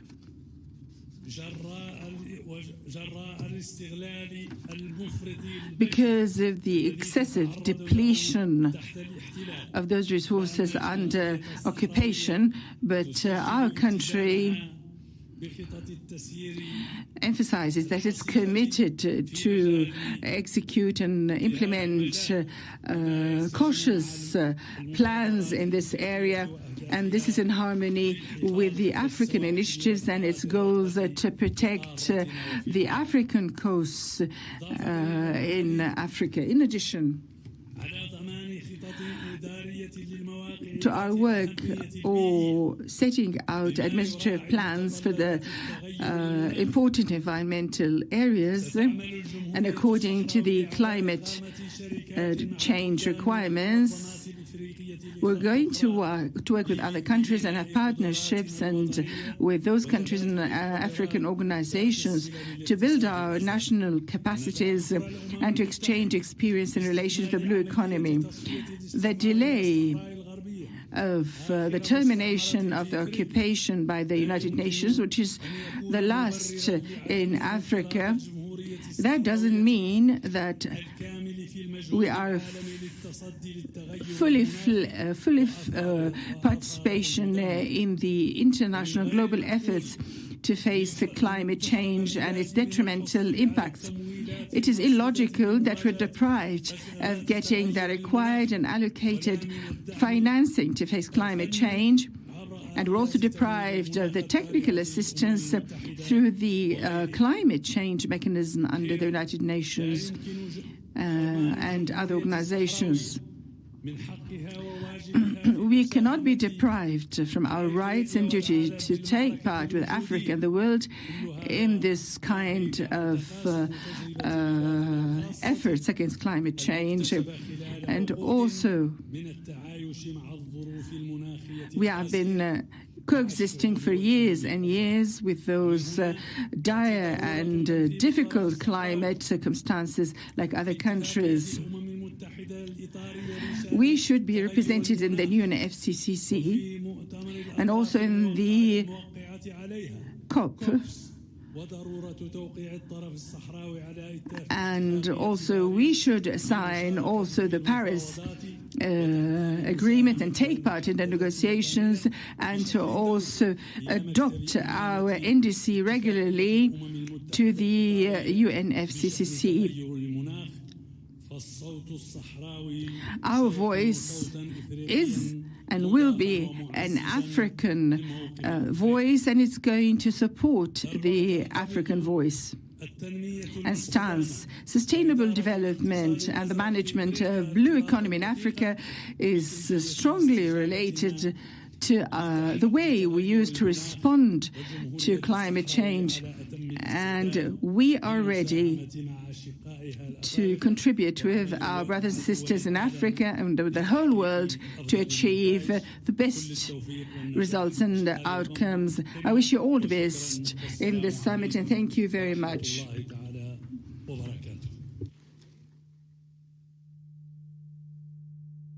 Thank you very much, Your Excellency Gali, for that statement. Now it's my humble duty to request His Excellency Evariste Ndayishimiye, President of Burundi, to make his statement. Your Excellency, you have the floor.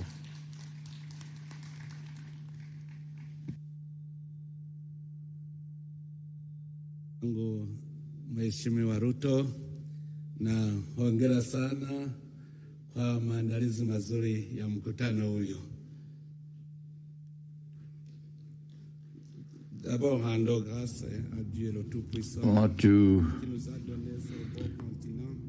thank God for having given us this very beautiful continent and many opportunities for development. Votre Excellence, Monsieur Excellency William Samuel Ruto, President of the Republic of Kenya, our host, Mesdames, Messieurs, Excellencies, heads of state and government present,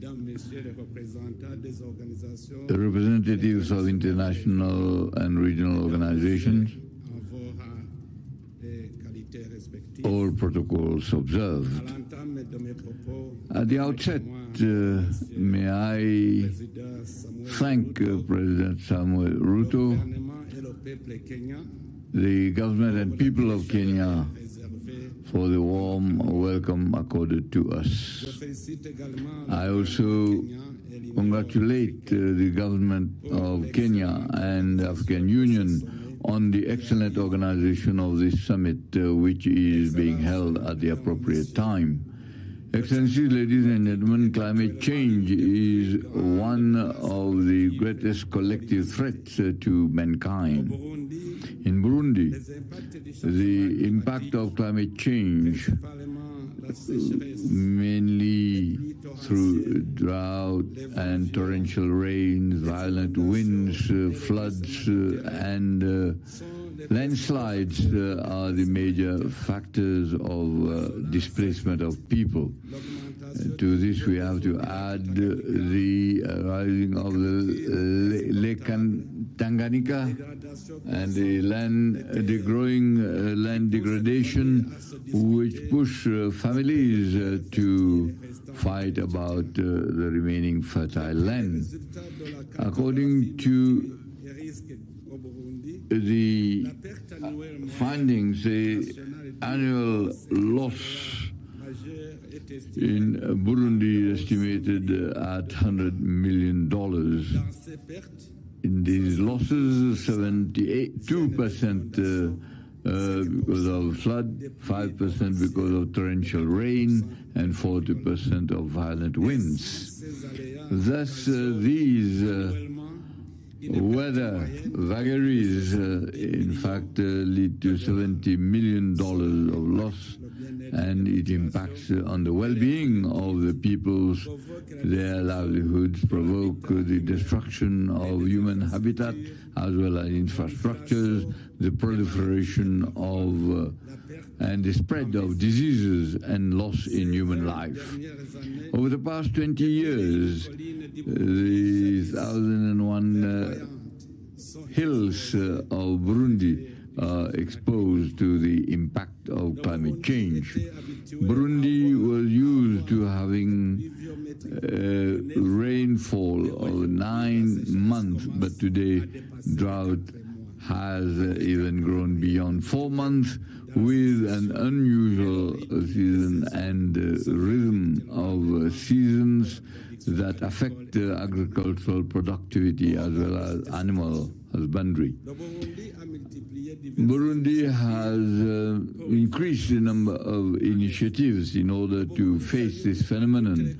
Burundi is in line with all the conventions that relate to climate change. In this regard, Burundi has adopted an environment code in 2021, and one of the policies for environmental orientations taking into account climate change. This program is accompanied by the mobilization of farmers and by putting that is the planting of trees in fertile arable lands, in order to retain the rainwater. Burundi prepared in 2021 its nationally determined contribution operational plans for adaptation plans also adopted, and according to Article 9 of Article 4, Paragraph 9 of Article 4 of the Paris Declaration. At the practical level, Burundi is mobilizing regularly youth on vacation in preparing the nurseries for agroforestry and forestry seedlings, and to plant them during the period of reforestation, and also to have a program that is Burundi since 2018 wants to rehabilitate the degraded forest lands. Excellency, ladies and gentlemen, Burundi has the ambition by 2040 wants to develop its objectives of development and the protection of environment and the enhancement of resilience to climate change. According to these perspectives, there are many projects that are envisaged in order to consider a climate resilient program. The establishment of agropoles, hydroelectric centers, using photovoltaic cells, and the removal and the processing of waste, and through technological innovation that are adapted to the agricultural and situations where you will have fuel, wood, and other natural gas and biogas which were going to be used. As you know, Africa is bearing the burden of the impact of climate change, although it contributes less than 4% of global warming and emissions. Therefore, there is an urgent appeal to the developed countries to honor their commitments in Paris, made in Paris, and to work in favor of the developing countries in order to mitigate the climate change and also ensure the transition towards a green climate.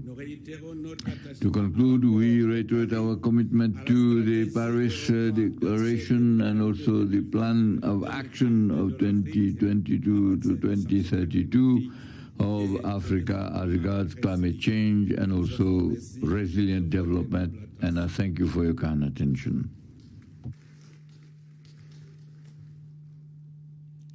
Thank you very much, Mr. President, for your comments. Another round of applause for President Evariste Ndayishimiye. Let me now take this opportunity to request the Vice President of Angola, my dear sister, to come and make her statement. Your Excellency, you have the floor.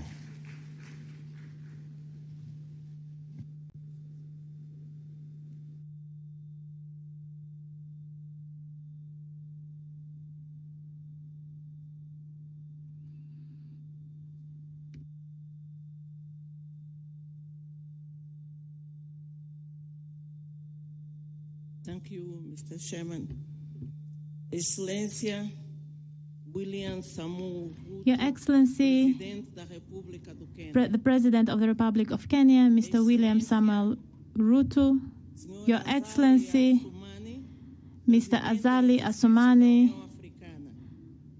Chair of the African Union, Your Excellency, Mr. Moussa Faki, the Chair of the African Union Commission, Your Excellencies, First Ladies, distinguished guests, ladies and gentlemen, all protocols observed.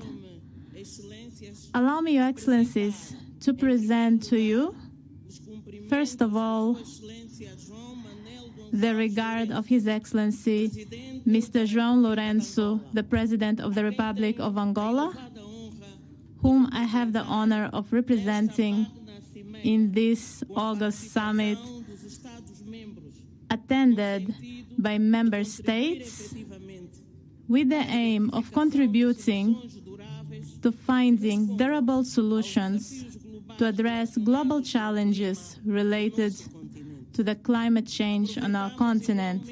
We would like to take advantage of this opportunity to applaud the government of Kenya for the warm welcome I received, as well as the warm welcome to the Angolan delegation. We would like to applaud the African Union for this important initiative.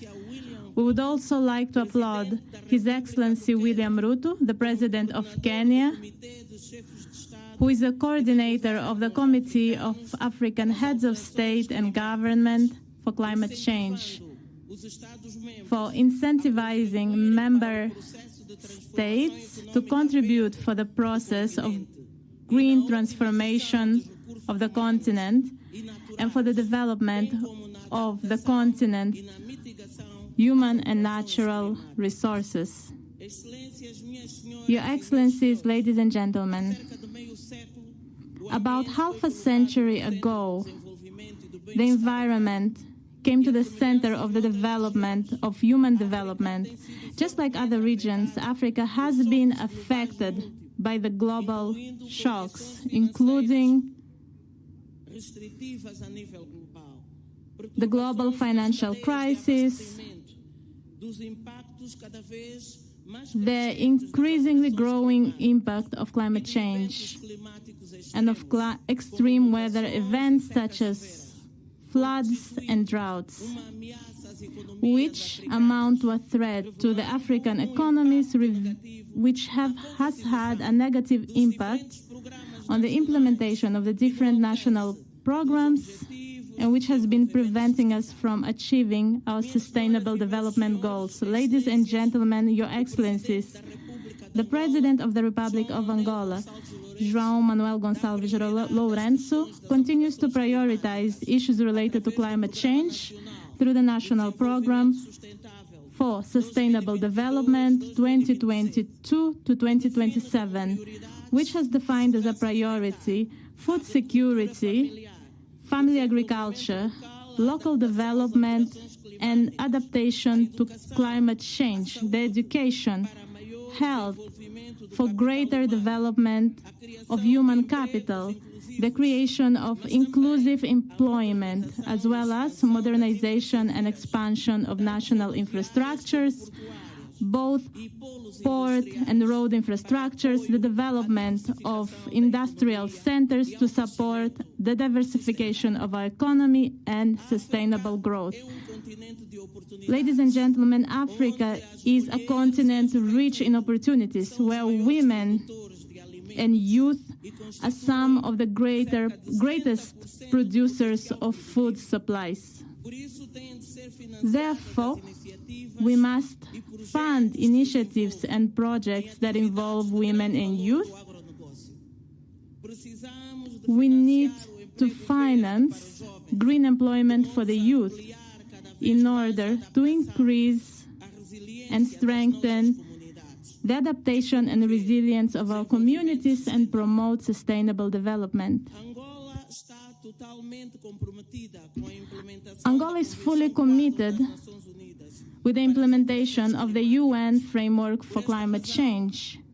For that reason, we have been implementing policies and action plans, such as the National Strategy for Climate Change 2022-2035. This strategy aims to address the challenges launched by the Paris Agreement and to assure the implementation of the Sustainable Development Goals, as well as establish the vision of the African policy for the Angolan policy for 2035. Out of its own initiative, the Republic of Angola is developing a diversified energy program, and today it incentivizes energy transition for clean and renewable energies through the implementation of two projects, which is the project of the photovoltaic panel, which will be producing 235 megawatts, which will help reduce the impact of the greenhouse gas emission to the tune of 935,000 tons a year. We are also building 5 photovoltaic parks in 5 provinces in Angola. When it comes to adaptation to climate change, we have been implementing mitigation activities to help mitigate the impact of the drought in Angola. The country has invested more than $130 million for the construction of the Kafu Channel, an infrastructure that will bring water to the communities affected by the drought, as well as to support agricultural activities, in this way building the resilience of our rural communities. Your Excellencies, ladies and gentlemen, we acknowledge that the road is long. With regards to technological solutions and innovative solutions for climate challenges, the responsible, sustainable production and consumption. On that end, we are working with the African Group, implementing initiatives that will allow us to honor international commitments, especially when it comes to increasing and ensuring that at least 70% of our energy comes from renewable sources by 2035. Ladies and gentlemen, the damage and the losses Africa is suffering as a result of climate change are high. They have been contributing for social instability. They have been contributing to mass displacement and have been contributing to the existence of conflicts. Angola, therefore, calls for a fairer and more equitable global partnership. Angola believes that the investment in climate projects in Africa will not only benefit African nations, but will contribute for global climate stability. We must act fast. And to conclude, I would like to thank everyone who helped organize the summit, and I would like to reiterate the commitment of Angola towards equality, resilience, and towards everything related to the progress of our beloved Africa. I would like to reiterate our trust in the African Union and in the international community, so that together we can face challenges associated with climate change. Together we can overcome the obstacles and build a better future for communities, for Africa, and for the world. Thank you very much. Merci beaucoup. Thank you very much. Thank you very much, Madam Vice President. Another round of applause for Angola. Thank you very much. Let me now take this opportunity with all humility to ask President Ismail Omar Guelleh, the President of Djibouti, to make his statement. Your Excellency.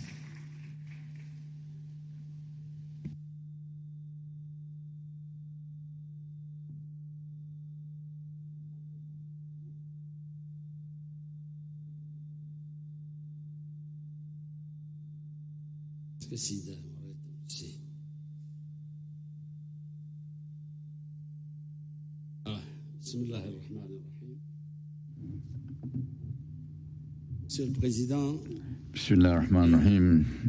Mr. President, President Ruto, President of the Republic of Kenya, Excellencies, Heads of State and Government, Mr. Secretary General of the United Nations, ladies and gentlemen.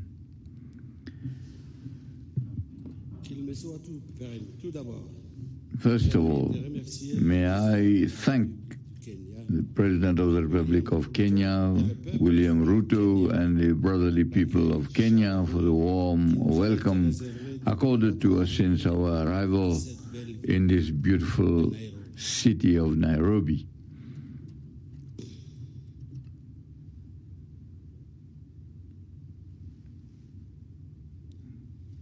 It is a real pleasure for me to take the floor at this forum, which is in line with our strategic thought and dialogue and exchange of views for the sustainable development of our continent through the potential which blue economy affords us.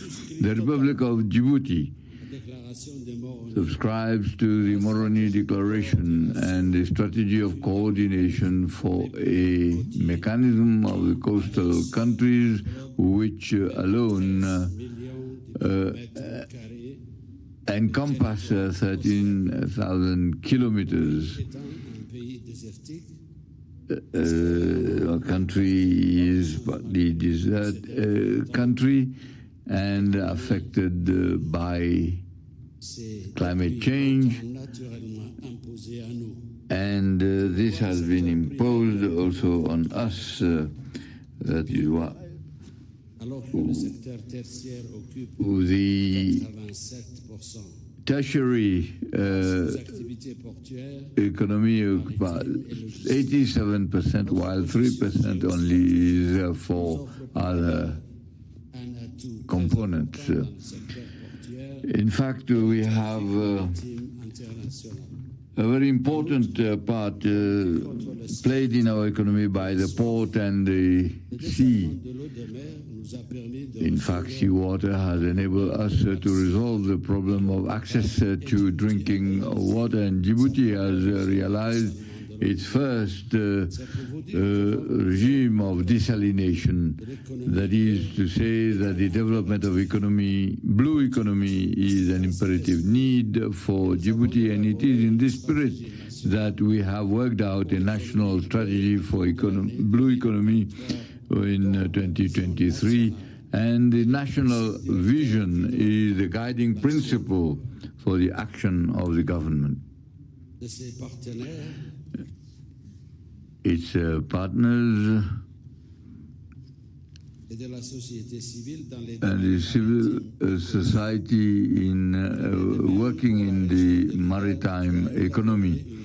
In fact, we have worked out a 5-year strategy as well as a plan for implementation of a blue economy, and both are aligned to the strategy and the plan for blue economy and the strategy of IGAD for blue economy and inclusive sustainable economy that can contribute significantly to the transformation of the Horn of Africa.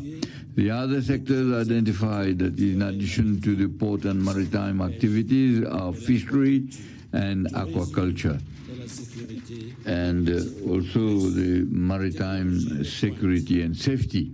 We have renewable energy and telecommunications through the submarine and the sea cables. Mr. President, the oceans transcend the states and they connect all of them, and we should harness this potential in order to create wealth. This is the essential of what it means to develop a blue economy, that is to establish partnerships that will enable us to make use and exploit our oceans, and also a paradigm for action leading to sustainable development. That is why the strategy of blue economy should depend on three principles: enhancement of economic activities and the maritime activities, the safeguard of natural resources and ecosystem services, and the establishment and the creation of sustainable jobs and growth. We have to ensure that oceans create opportunities for our peoples. More than 80% of the people of Djibouti live on the coast. That is why we think that inclusiveness, ownership, and the empowerment of the coastal people and communities are essential for the implementation of blue economy before we can think of other world supply chains.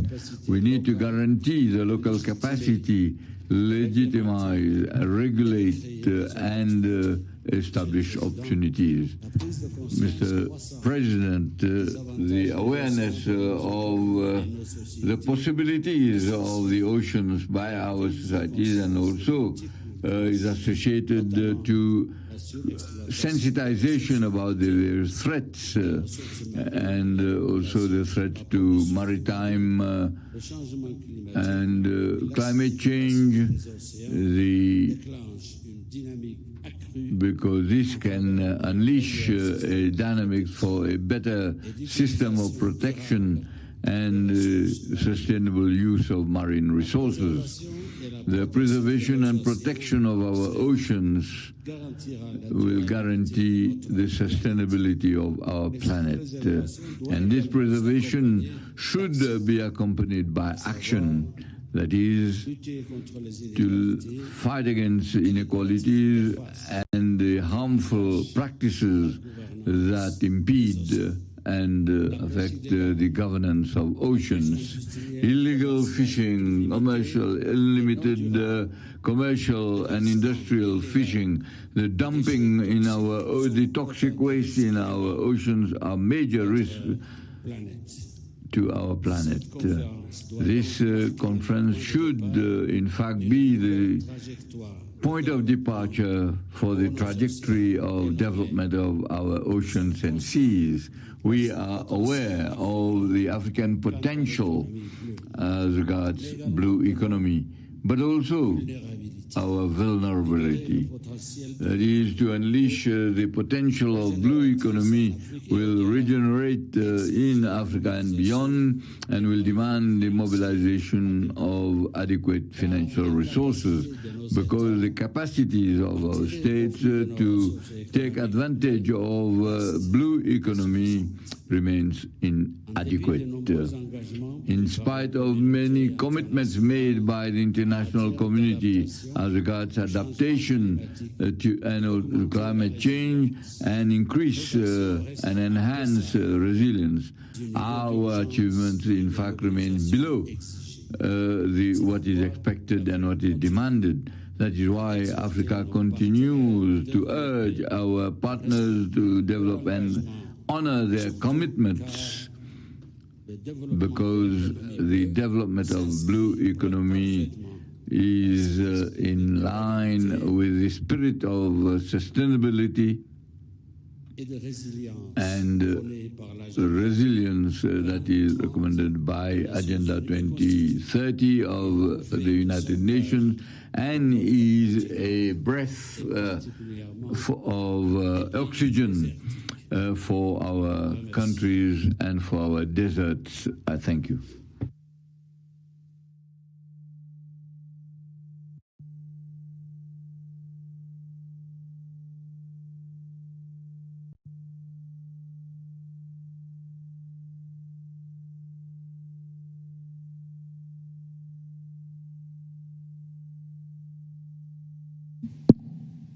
Another round of applause for President Ismail Omar of Djibouti. Let me now take this opportunity to invite the Vice President of Namibia. Your Excellency, you have the floor.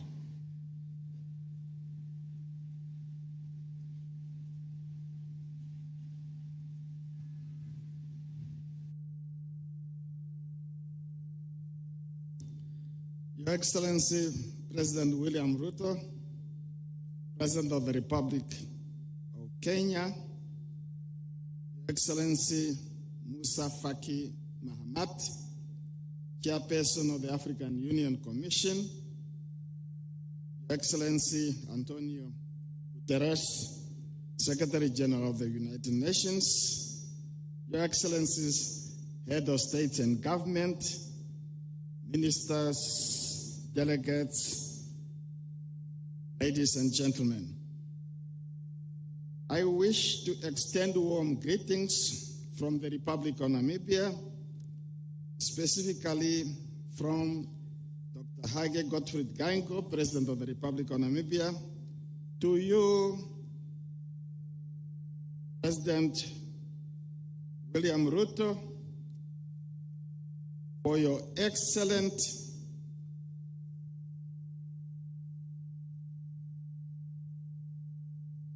leadership in the fight against climate change and for hosting this very important and timely summit on climate change.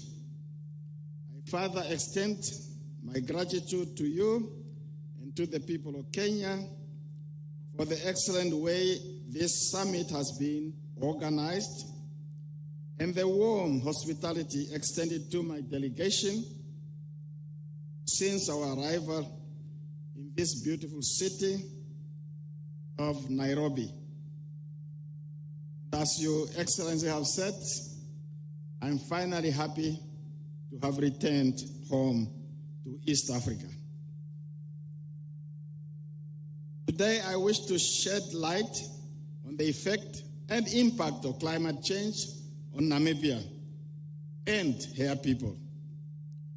Namibia's geographical location in southwest corner of Africa, with its vast desert landscape and arid climate, make it particularly vulnerable to the impact of climate change.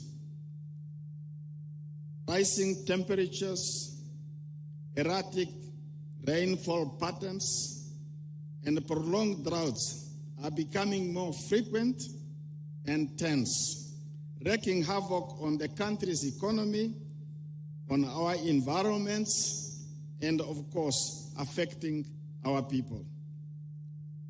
Agriculture, a cornerstone of Namibia's economy, is significantly affected.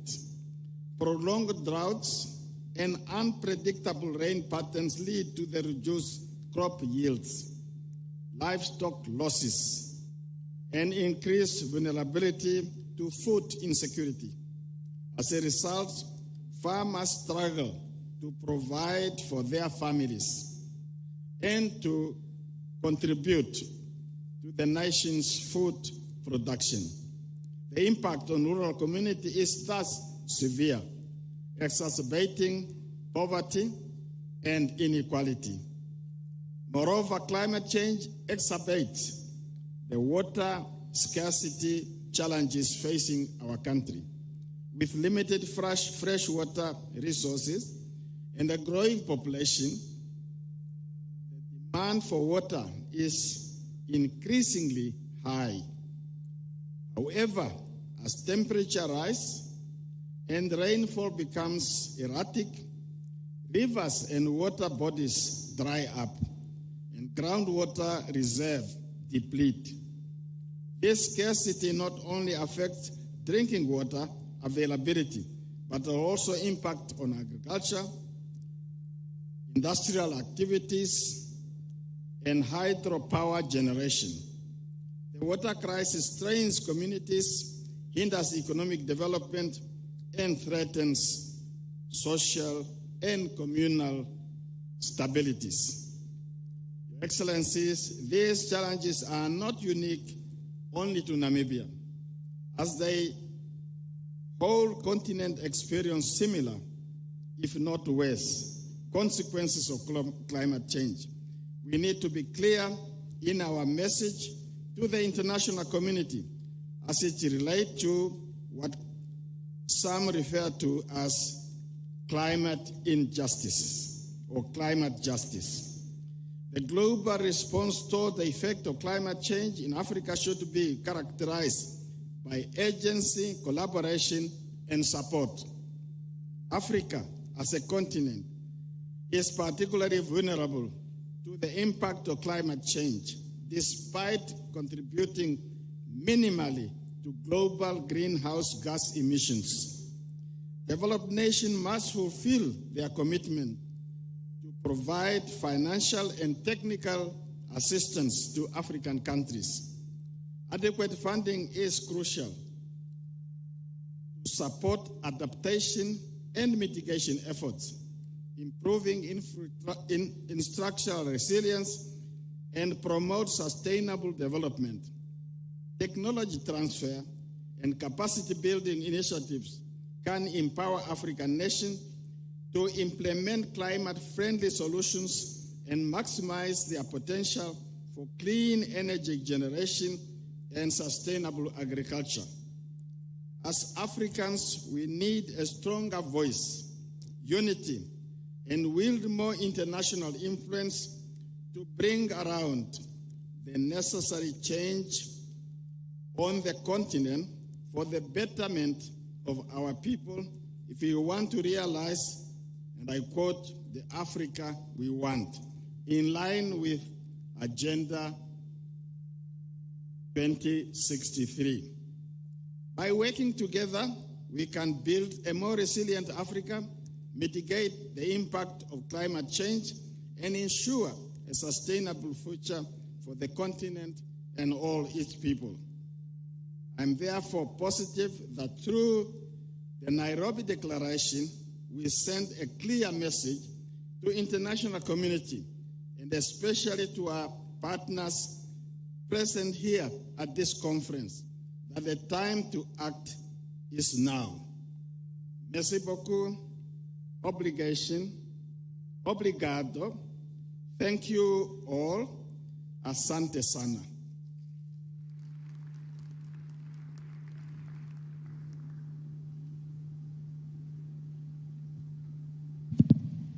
Thank you very much, Mr. Vice President. Now it's my opportunity to request the Vice President of Colombia, my sister, to come and make her remarks. Your Excellency, Madam Vice President. She is the first woman of color to be Vice President of Colombia.